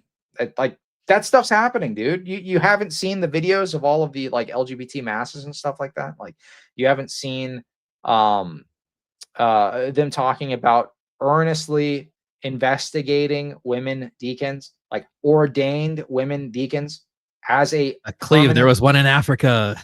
Dude, but you don't understand that, though. This is the thing. The people that say this don't understand this. That was immediately overturned. And that was only one. And that was immediately overturned because they said this was not Orthodox. Yes. You can't do this. So, but the Roman Catholic Church planning on rolling this out across the board. Guess what? They already have women deacons. Who do you think is handing out the Eucharist? They have women, not veiled, handing out the Eucharist already. That's what the deacons do. What do you mean? Oh, but they don't have the title, Cleve. Don't you understand? Good grief. I'm passionate because it's so. First off, it's spiritually dangerous, man. Like, and I would love to see you in heaven. I'd love to go up there, shake your hand, and stand before the glory of God with you by my side and other people by my side, and we can, just as a big family. If you become Roman Catholic, dude, Lord have mercy, man. Lord have mercy. It's insidious. Yeah, and I agree. I want to echo what you said there about the, how let's like put the polemics aside for a moment, right? Like the fact that the people that are most passionate about supporting the Vatican and Pope Leo are these tradcaths, and they're systematically discontinuing the traditional Latin Mass, which they should have done earlier, but Pope Benedict the 16th extended the life of the traditional Mass a little bit, but it was from Vatican II that said they're going to discontinue the traditional Latin Mass. You have a very aggressive push now. I mentioned this in one of my videos in the United States, and again, Wagner, I don't know him personally. From what I understand, he's a wonderful, a cool guy, great friend. He's a good debater, whatever. It's his jurisdiction in, I think, Tennessee or something. It's his jurisdiction that is very aggressively closing down the traditional Latin Mass now. So it's like, that's very unfortunate. I feel bad for them because these very avid defenders of the papacy, and it's like, it really seems like the leadership is not doing them any favors at this point. And as you mentioned, a lot of these guys like Matt Fradd, Trent Horn, these guys, these very like cool guys, these popular guys, they're all in the Byzantine Rite. They're as close as you can get to Orthodox without being Orthodox. So again, it's just moving in this direction. And I guess that's not an argument. It's not a polemic, but there's something in my heart that like kind of goes out to these guys because I know they're conscientious personalities. They want to do everything right. They want to check all the boxes. But like, this is not it, man. Roman Catholicism, it's not it. I got I guess we're getting raided by Roman Catholics in the audience. Is like KGB spamming. psyop. Get this KGB psyop. So there was like 3 different accounts that were spamming it. There's another one. Oh, well, let's see. Is this person just goofing around, or are they actually going to start spamming it? So I'll just ban them. If you're an actual watcher of the show, yeah, there you go. There you go. Ban. Thank you for the engagement. Yeah. See you later. I just banned these guys. Anyway, yeah, so I mean, we've hit the 2-hour, 30-minute mark, but Yeah. I'm super passionate about that, man. It's just, it sucks because I can't imagine uprooting your life and then you're putting your family in this situation, and like everything's upside down, and you're going to go through all of the struggle with like none of the spiritual rewards. Like all of the struggle into entering into a church that is just as bad as what you're leaving in Protestantism. Come to the true church. Yeah, it's more difficult. Yeah, it takes longer. Yeah, you might be driving an hour away. Yeah, you might have to sacrifice a little more, but it's the truth. So if you're interested in the truth, you have to come to Holy Orthodoxy. Roman Catholicism is not a halfway stop. There is no kind of sort of true church, right? It's the true church, and it is the Orthodox Church. There is no other church. So I don't know. It breaks my heart because I get people that reach out that are Roman Catholic that are just heartbroken over what is going on in the Roman Catholic Church today. And I genuinely feel bad for traditional Catholics. I feel horrible for them because they joined. I think a lot of it really has to do with like ethnic stuff. Like people are like, I feel like this is Western tradition. And I feel drawn to, like in the movies, like you see the people in the cathedrals in the movies don't look like an Orthodox church. It sounds silly, but this from is the 90s, like Boondock Saints, or like Yeah. Roman, or like Daredevil even, and Superman, Man of Steel. Like Catholicism is like so cool. Yeah, well, that's the Yeah. thing. They're like this is like a Western thing, and I don't want to be Eastern. I want to be Western, bro. Like Mhm. this is literally the line of reasoning that some people have subconsciously, and they don't realize it. They don't realize it. So it's like okay, so you're going to this church because of aesthetics. You're going to this church because of race, because of basically that's it, because of race. Like that's not. It's so insidious, and it is a trap. Do not fall for the trap. Do not be lazy. Christ has called you to carry your cross, to sacrifice, to die to self. Yes, entering into the Orthodox Church is way harder than Roman Catholicism. Absolutely harder. The spiritual warfare is way harder because it's real. So come to the true church. Anyway. Glory to God. All right. Well, hey, thank you all so much for watching. Alex, why don't you plug anything that you have coming up and where they can find you? Yeah, so my YouTube channel is Alex Sorin, just as you see on the screen here. I have a busy week today. I have this live stream with Cleve. I have a video coming up answering some common objections to the Orthodox doctrine of invoking the saints for their intercessions in prayer. And I will be having a live stream at some point this week discussing one of the most important and I think impactful yet overlooked books in the early church history, The Shepherd of Hermas. The Shepherd of Hermas is a very important piece of literature. It's actually found in, I think it's the earliest codex of biblical manuscripts that we have, in Codex Sinaiticus. So there were a lot of people that saw The Shepherd of Hermas as inspired scripture, although it didn't ultimately make the cut. It's a very important book to know. And if you notice, the doctrine of invoking the saints for their intercessions, The Shepherd of Hermas is literally all about talking to an angel and requesting his intercessions. It's an early witness that I think is frequently overlooked. Last thing I have is of course, the interview with my spiritual father that will be dropping soon. And again, I have Alex Orthodoxy on Twitter and on Instagram. Find me there. And yeah, thanks for having me on, Ben. You're a G. You're a real one. Absolutely. Hey, thank you so much for coming on, man. This has been awesome. We'll have to keep doing stuff like this. And again, if you ever want me on your show, we'll figure something out and we'll make it happen. All right. Y'all have a good night. God bless.